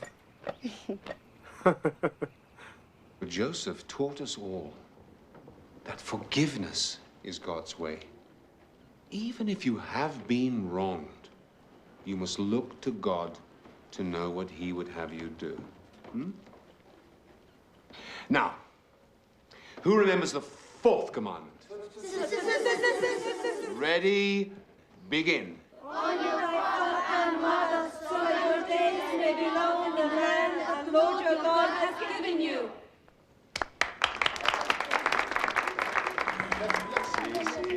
Oh, Baladon, Hezazia, Malaysia, Yohanan.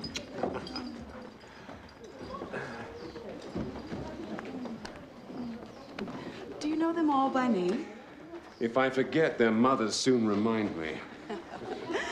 And they all worship your God, even though their mothers do not? Oh, yes, especially my sons. One day I must choose a successor. Not the eldest? That's not our law. I was not the oldest, and my father chose me. And I am certain that he made the right choice. He loved my mother above all his other wives. So love made you a king. Well, there are worse ways of choosing. A king's heart is a stream of water in the hands of the Lord. He turns it wherever he will.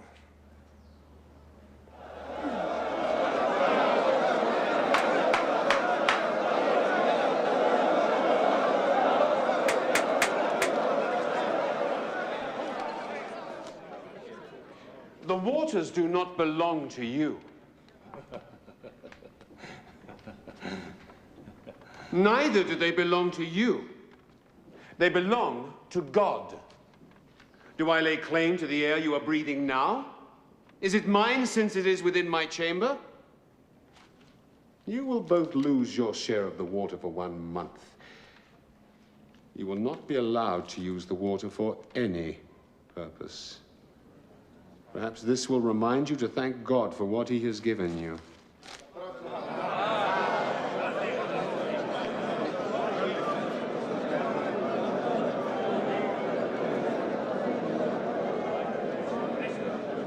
Next case.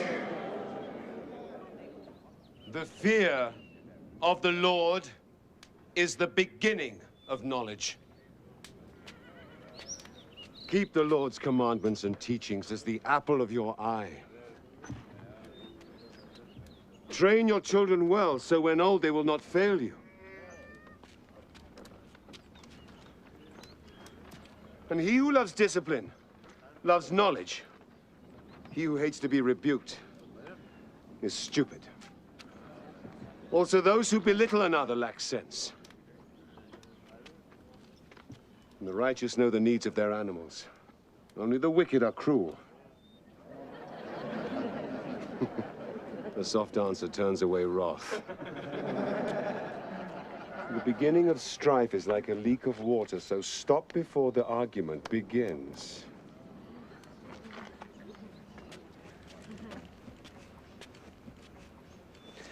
And remember, The wise man remains silent. So even fools who keep quiet can be considered wise.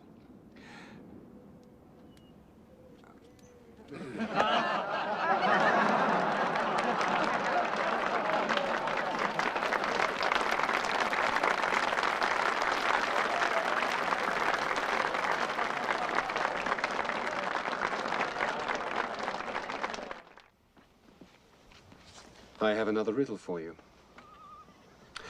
What are the 8 things that the Lord hates the most? Let me see. Hate, deceit, hypocrisy, Haughty eyes. 2. A lying tongue. 3. Hands that shed innocent blood. 5. A heart that devises wicked plans. 6.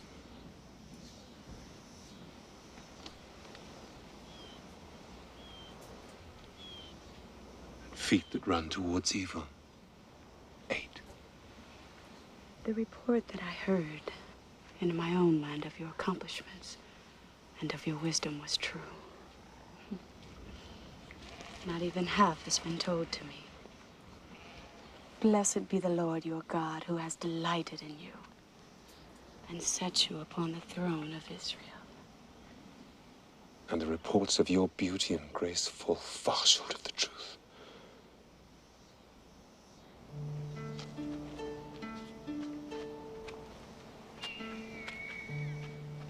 Did you swim as a boy? Yes, of course. Do you still swim now that you're king? Sadly, never. Time again.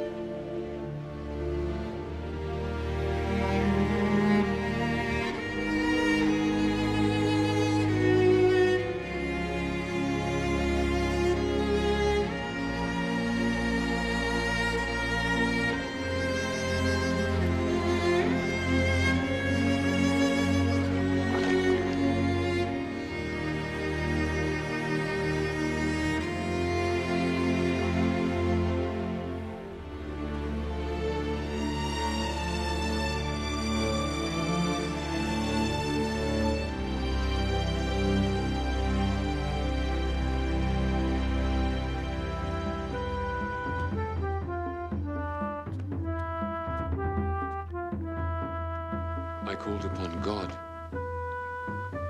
and the spirit of wisdom came to me.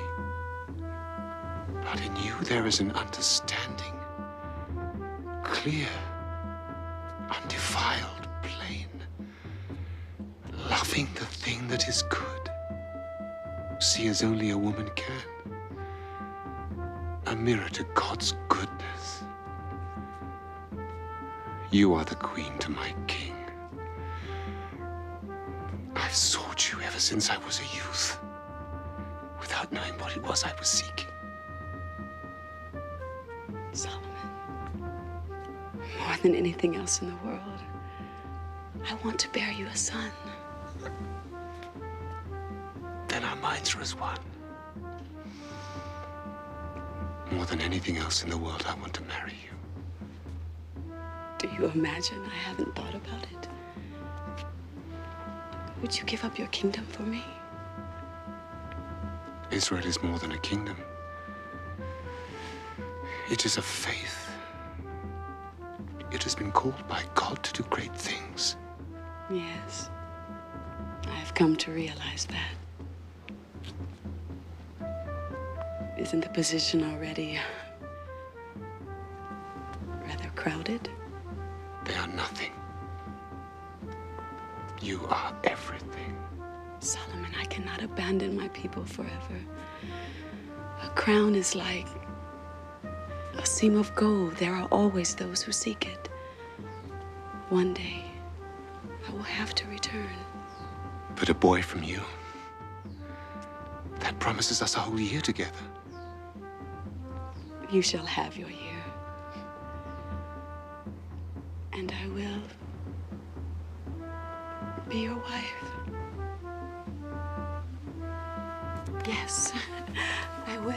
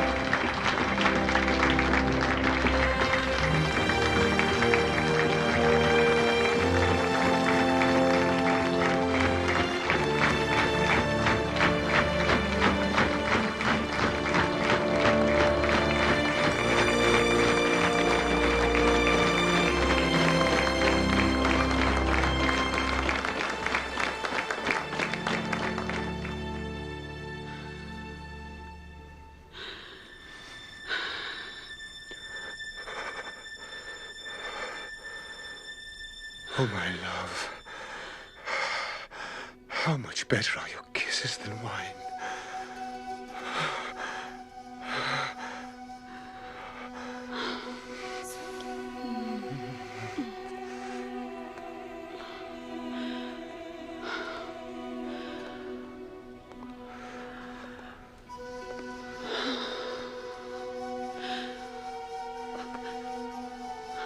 Oh, my love.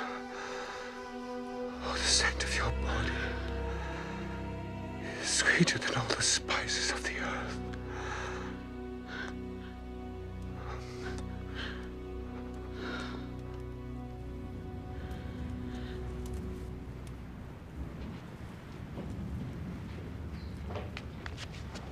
My lord?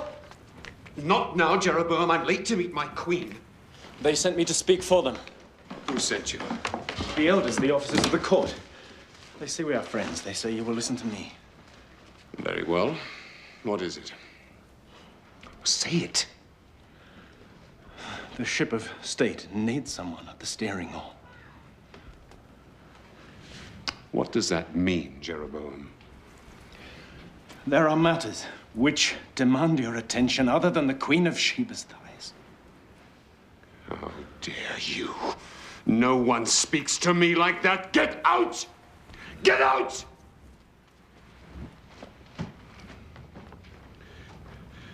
Jeroboam!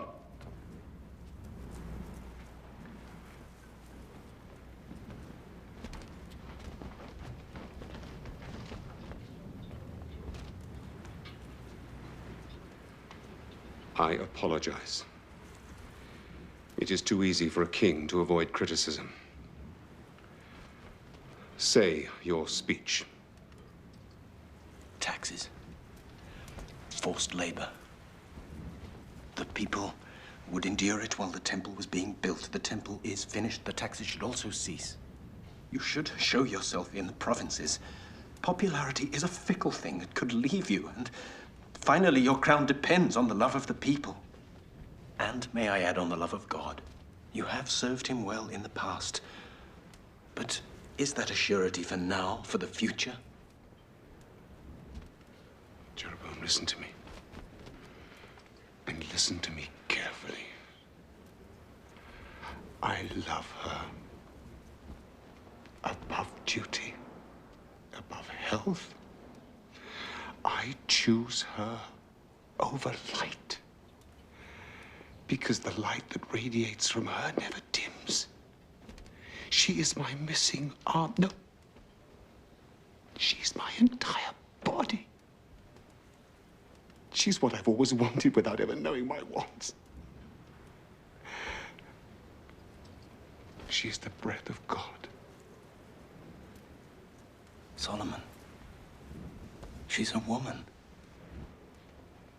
Exactly.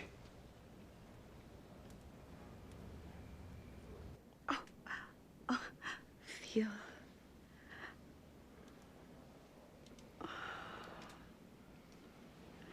Oh, it's a boy. I am sure the way he kicks. Oh, he will be a great athlete. My love, I have something to ask you, but I'm at a loss for words. You, the wisest of the wise, ask. If it is a boy, I want him to be my heir, King of Israel and Judah. But you have promised it to Rehoboam. He is to be your heir. Unless I decide otherwise. And I do. Stay here with me. We will raise a mighty king, strong, wise, whose voice will be heard throughout the land, proclaiming the righteousness of the Lord.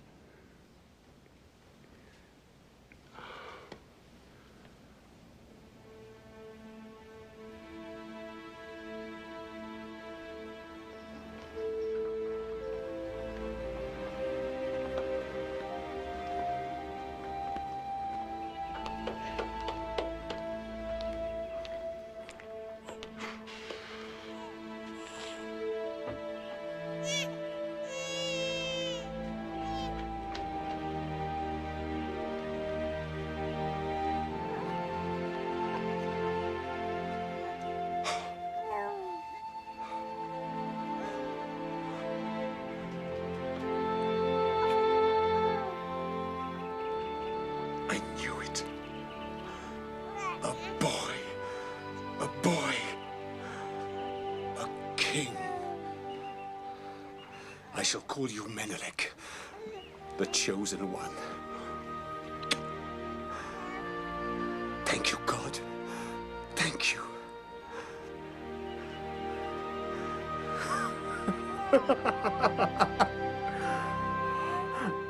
No! It is out of the question. It's outrageous that you could even contemplate such an act. The throne is mine. I have a right to choose my successor. No, the choice is not yours. It must be ratified by God, through the high priest and the council. King David chose me, above all his sons, younger or older. He chose you, yes. But you were not made king until anointed by the high priest Zadok. Then, and only then, you became king. True? Yes, yes, I went through the usual formalities. Usual formalities? You make one of the most sacred acts of our faith sound like a blessing before dinner. She is not of our faith. I don't know who she worships, but it is not the one true God. She wishes to embrace our faith. You know the law. She must be one of us. Raised and born in fear of the living God.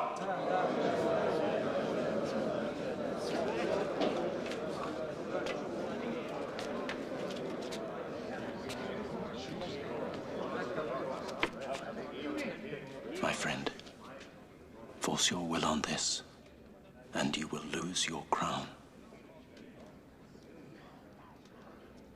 There would be a revolution.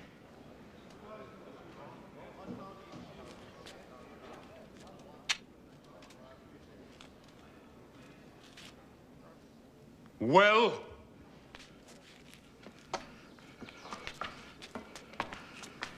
The king may live forever. Knows the law.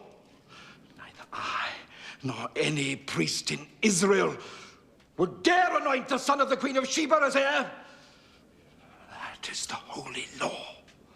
And even kings must live and die by it. That is your final word? It is the holy law.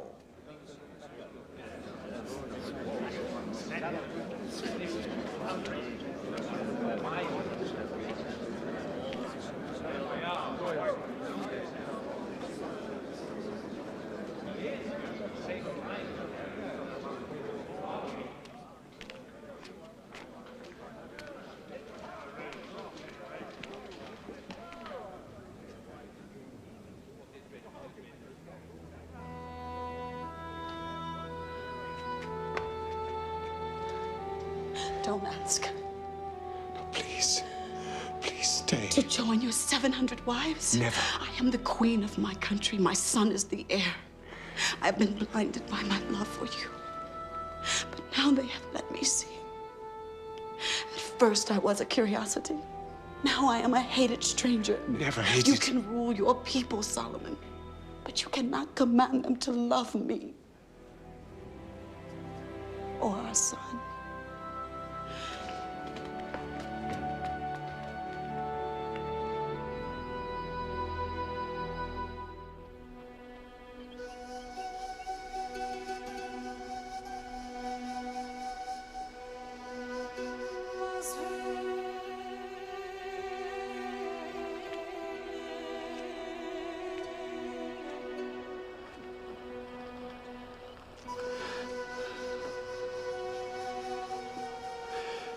The city would be a tomb without you.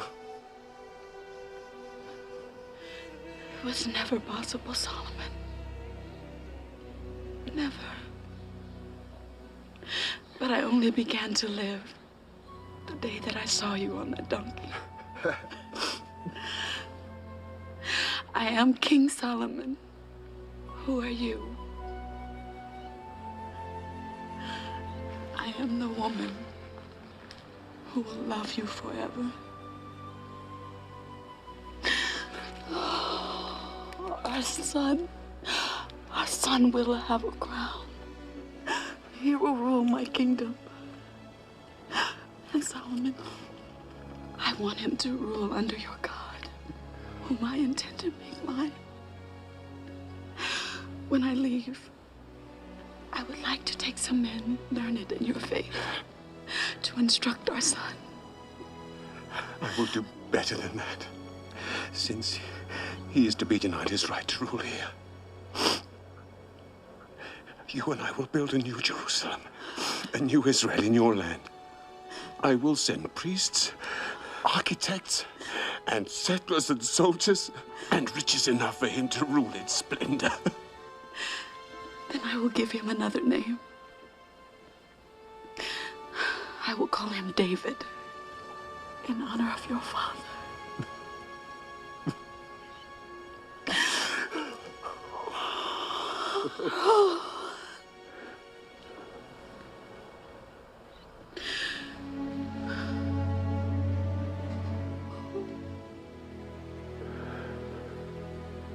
Drop your arms from around me.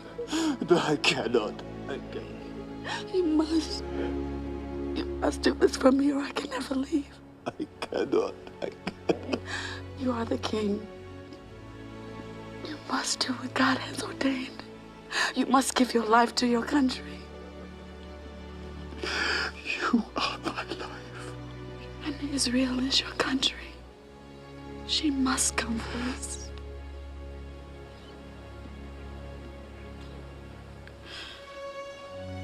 Drop your arms from around me and let me go.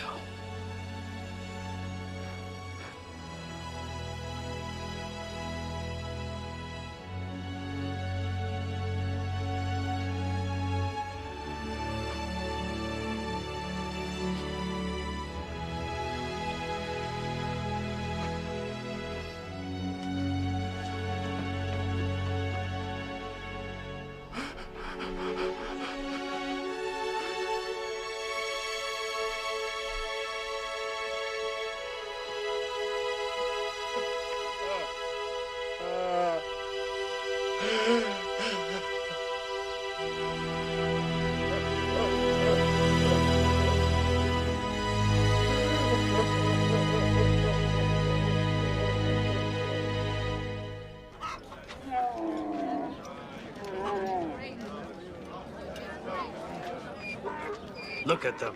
More gold. 600 talents of gold, I've heard tell. 600? That's a whole year of taxes for the entire country. He's gone mad. You never know what a man will do when he starts thinking with his groin. Look at them. Our finest citizens commanded to relocate. I don't pay taxes to pour into some hole in Africa. Why are we still paying these taxes? I thought once the temple was built... That's why.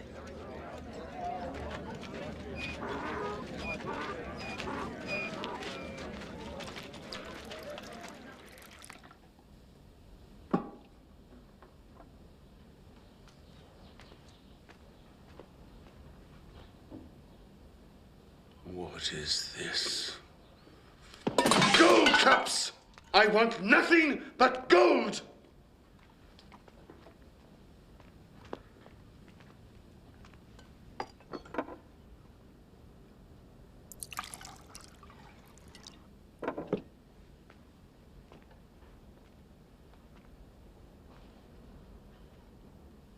Ah.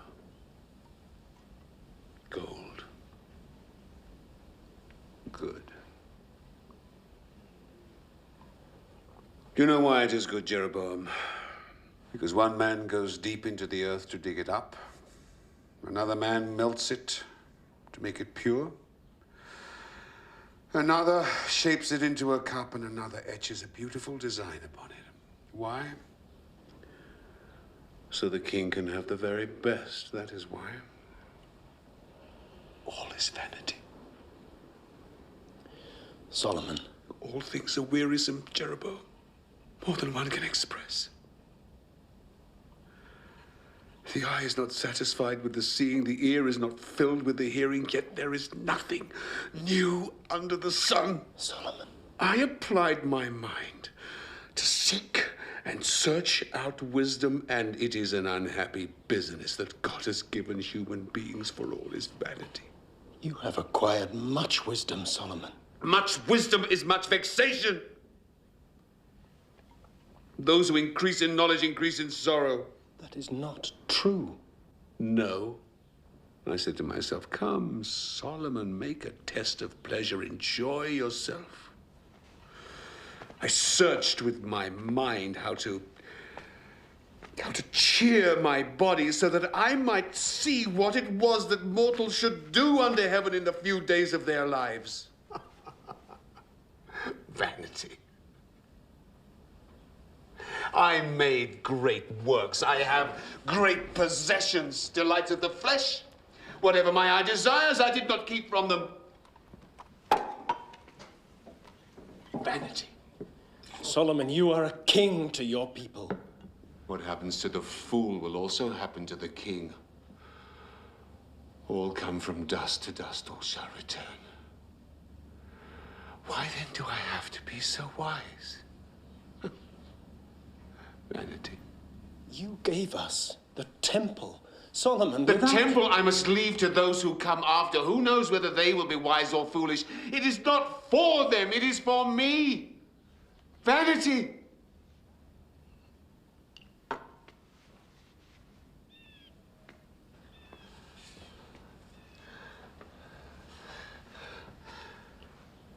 Jeroboam, what do mortals get from all the toil and strain? All our days are full of pain. Even at night, our minds do not rest. This is also vanity. It is God's will. Oh, God's will. Every time a question is asked that cannot be answered, someone always says, it is God's will. I believe God's will is already written. Man has nothing to do with it. There is a season for everything and a time for every purpose under the heaven. All God's iron will. A time to be born, a time to die, a time to kill, a time to heal, a time to weep, a time to laugh, a time to dance, a time to mourn. God's will. Business that God has given everyone just to keep them busy. But we cannot know God. We cannot find out what God has done from the beginning to the end. Because what is already has been. And what is to be already is. Vanity is all there is. The more words, the more vanity. The race is not to the swift, nor the battle to the strong, nor bread to the wise, nor riches to the intelligent, but time and chance happen to them all. Mere chance. Belief otherwise is vanity. I believe in God.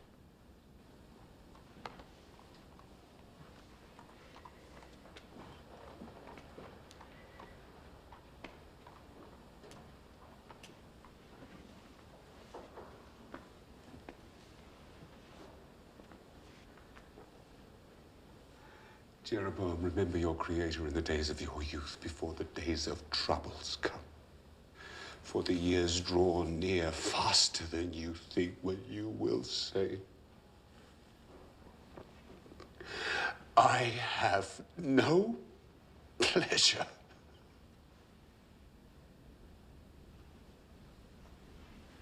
When strong men are bent, the golden bowl is broken and the breath returns to God who gave it.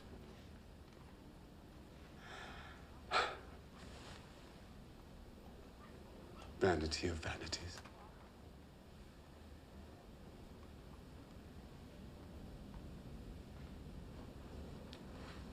All is vanity.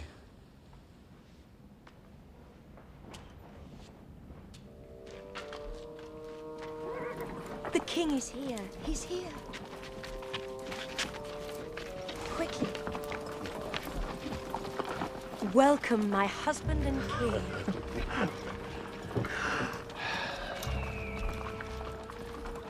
Is the great goddess Ashtoreth answering your prayers? She doesn't have to answer our prayers. She grants us children and cares of our loved ones in the afterlife. They shine down on us each night. Make an offering to the mother of us all. No. I worship the one true God. Make an offering for the mother of true love and your children. For the love you have shown me.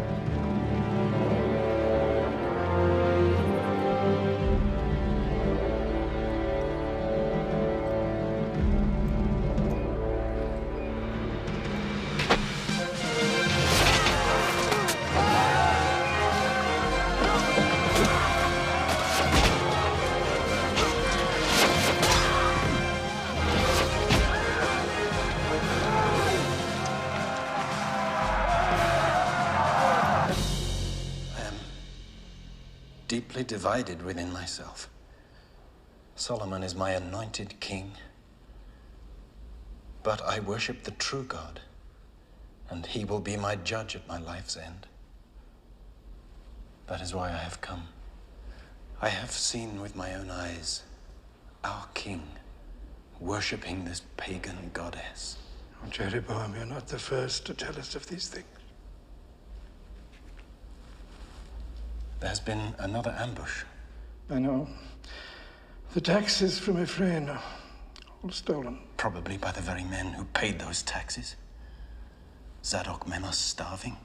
Their families are starving. They spit the king's name.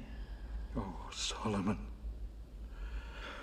We must convince him to lift their burden. I will have an audience with him. Meanwhile, keep good watch on him. For his own sake. And for the whole kingdom.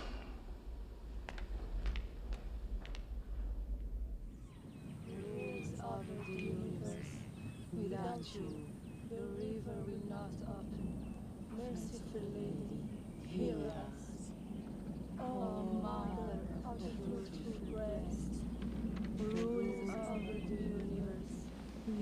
you, the river will not It is written that the children of Israel should beware of marrying outside the faith. For those women will turn your heart away from the one true God. Much is written, little is understood. You make sacrifices to gods that all true believers know to be obscene and wicked. Great Solomon, if you persist in your worship of false gods, you will bring God's anger on your own head and unto all this land of Israel and Judah. I study the world. It is possible to learn from the false as well as the true. God has given me the gift of wisdom, and I shall use it as I see fit.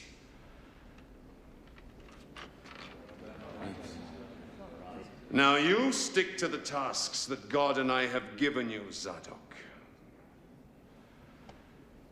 And I will stick to mine.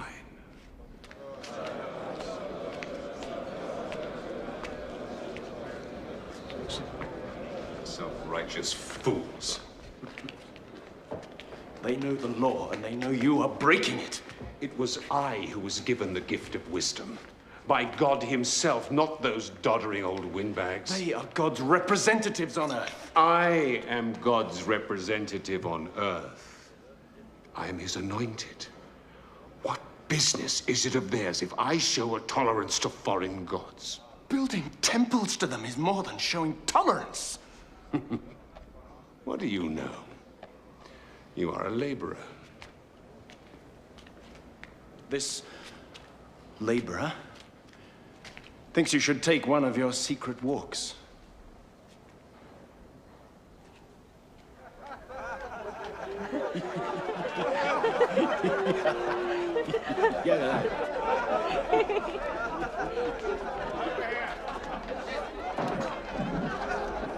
On a hill, not far from my farm. You can see it from my sheep pens and also to Chemosh. I keep my woman and kids inside under lock and key when they're about. Disgusting. Shouldn't be allowed. And do you know who I saw up there? The king himself. Yes, it's true. With his fancy women. All over them he was. Yes, dearest. No, dearest. They're all over the place. These altars, like a plague of boils. Let's go and pull it down. I mean it. Who's going to stop us? Who disagree with us? You fools! I'm no fool! All of you. You're all fools! Israel is surrounded by goddess worship as every other country. And it's not only the king's wives, is it? Many other citizens make secret offerings at those same There is altars. only one true God. How do you know? This is how I know. Hey, what's going on? Stop it! Stop it! He's right, and you know it. Sidon, you caught your wife not 10 days ago, offering up. Yes, and I beat it out of her. She'll never worship false gods again. Hebrews have been worshipping the goddess Asherah for generations. Thou shalt have no other god before me! Get out! Get out! Let's make sure. Let's knock it down. Get out!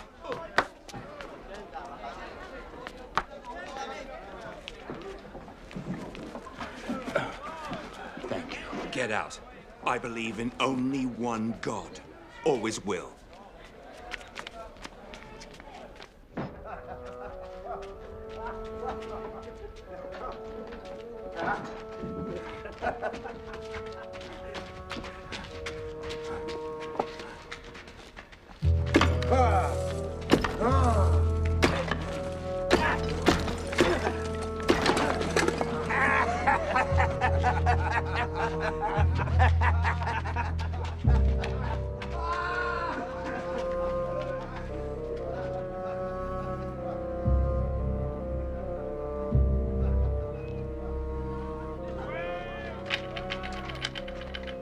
I carried nothing. You carry a heavy burden of wrongs against the one true God. Because you have turned against me and not kept covenant with me. will tear your kingdom from you and give it to your servant. For your father David's sake, while you live, you shall rule, but when you die, I will divide the kingdom. I will give your son one tribe, but the rest will I tear from him. Thus speaks the Lord, your God.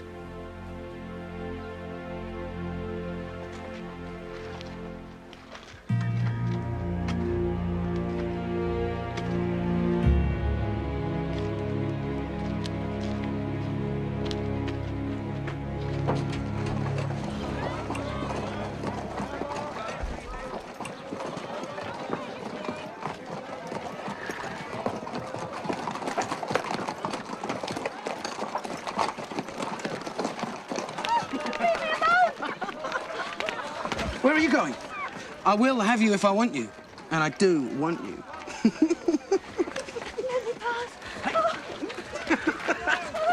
What do you think you're doing? Leave me alone! That's my daughter, you leave Do you know her who I alone. am? What are you doing, I'm the huh? son of the king, Rehoboam. Leave me I alone! don't care who you are. Let him go! Nobody.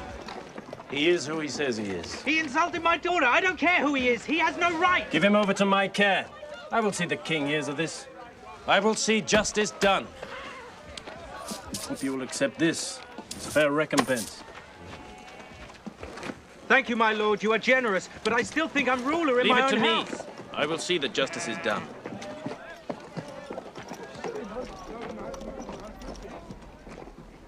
Solomon, you must speak with Rehoboam. He is a disgrace to you. He's young. I was just like him at that age. No. Where you were proud, he is arrogant. Where you were wise, he is opinionated. Where you used your powers for the common good, he abuses them. You cared about the people, he cares only for himself. Oh, every generation thinks their sons and their daughters are worse behaved than they were. It is the way of the world. It isn't our sons and daughters. It's you. You brought the kingdom of Israel and Judah to a pinnacle. We were the envy of the... changed. Everything has changed! You have abandoned God, and God will abandon you. Zadok warned you on his deathbed. The priests have warned you. For all I know, God himself has warned you. And still, the false gods defile our land like the plague.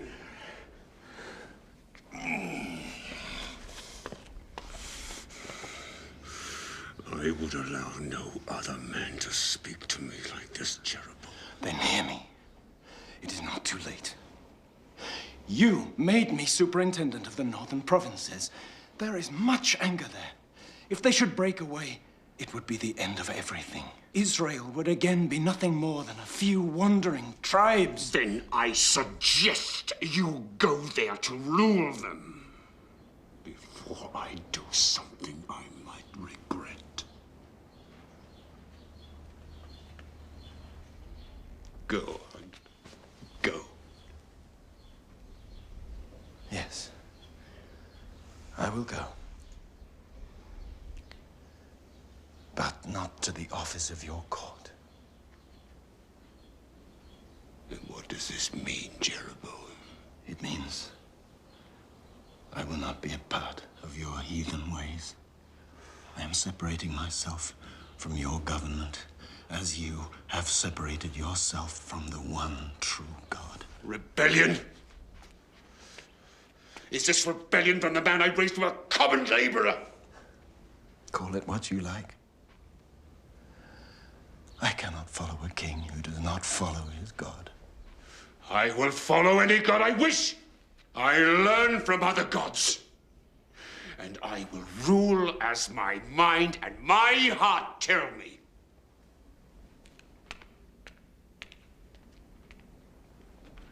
And I shall do it all without the hand-wringing cretins of the court. Do you hear me?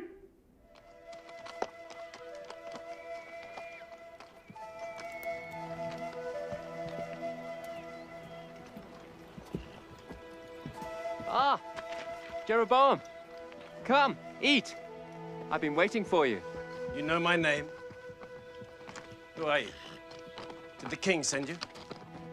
Not the king you mean. I'm Ahijah from Shiloh. I serve our God, as I know you do also. Some say I'm a prophet. And are you? Perhaps. Perhaps I hear God more clearly than most. Oh, I have a message for you.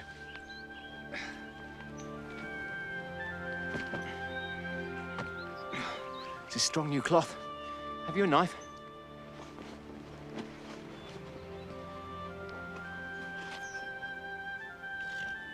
Good. Come.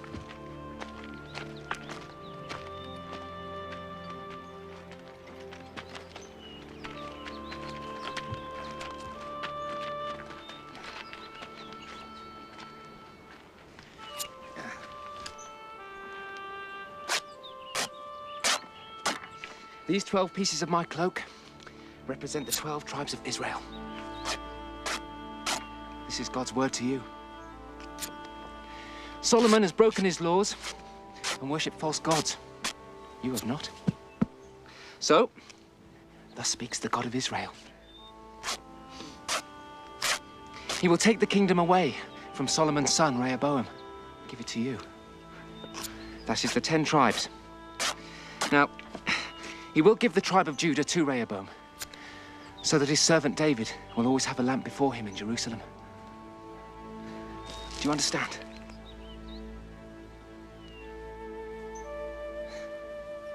Good. Then I must be on my way. Keep God's law, and he will keep faith with you. Come. Come. Where are you going? To deliver the last 2 pieces of my cloak. Come on. God would do this. I am simply his messenger. I should have you killed. I know it is sometimes the custom to kill the messenger who bears bad news. But the messenger from God, I would think carefully.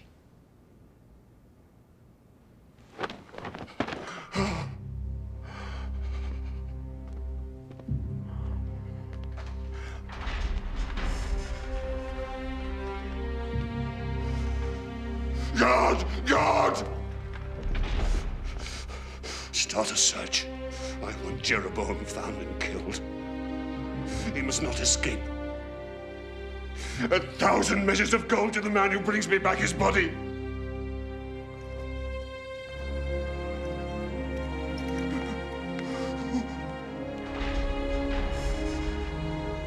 Oh, Lord, Lord, oh, Lord. Oh, Lord.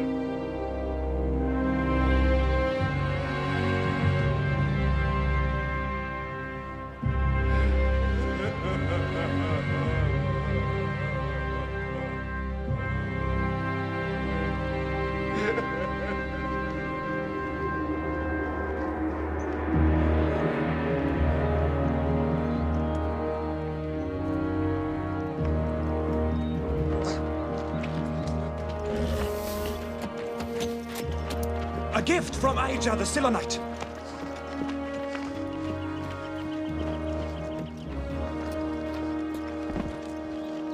Keep that too.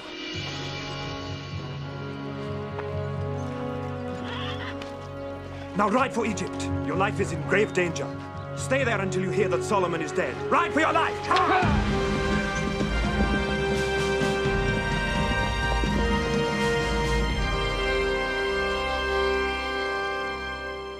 Where is my son? Where is Rehoboam?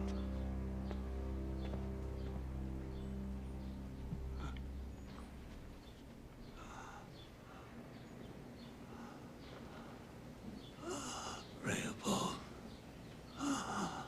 my days draw to an end, and I have been a fool.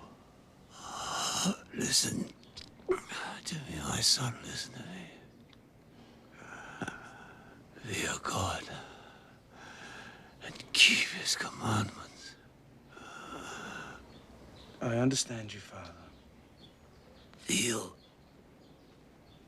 Deal wisely with the tribes. Don't worry, Father. I know how to deal with them. No.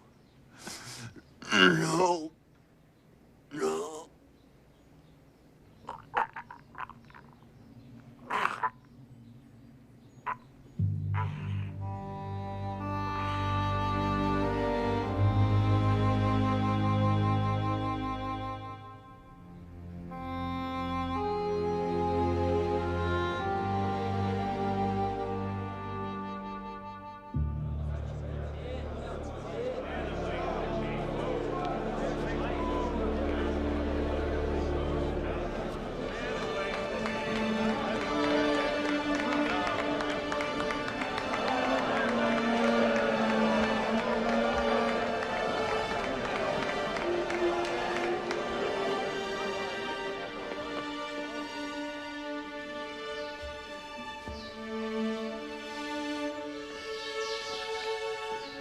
Well, I've come to be anointed as your king. Have you lost your tongues?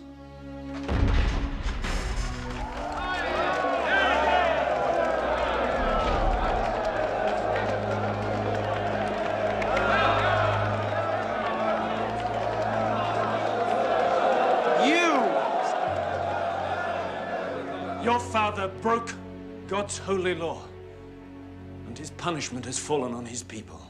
They groaned under Solomon's taxes.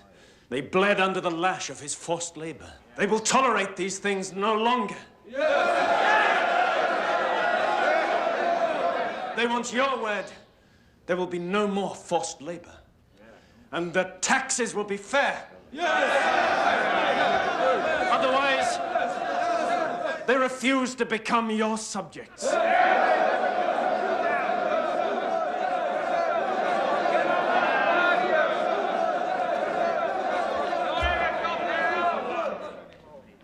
They refuse. I will discuss these matters with my council. We meet again in 3 days.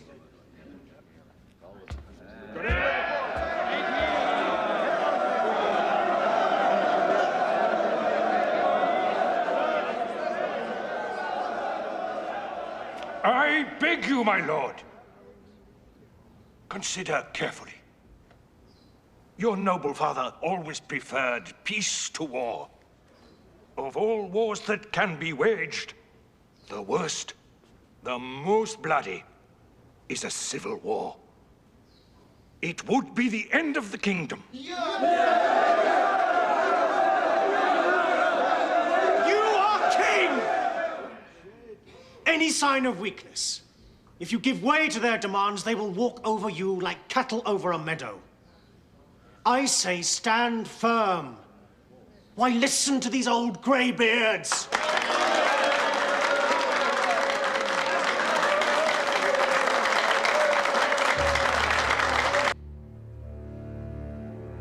I have heard the young men of Judah. They acknowledge me king. As for you, you thought my father's yoke was heavy? Wait until you feel mine. You thought my father's tax is too high. Mine will crush you. How dare you speak out against your lawful king? My father chastised you with whips. I shall use scorpions. I am your king. This finger is thicker than my father's thigh.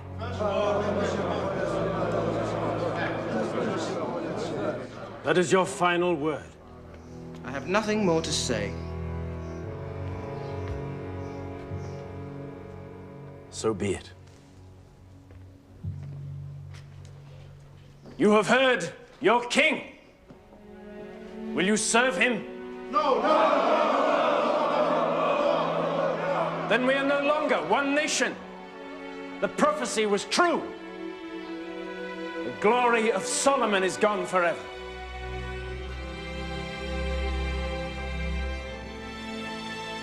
The prophecy was indeed true. Jeroboam ruled the 10 tribes of Israel. Only the tribe of Judah remained loyal to Rehoboam. But Solomon's prayer was answered. For 360 years, the temple remained a place where God and his people would come together, where he would hearken to the prayers of mankind and forgive.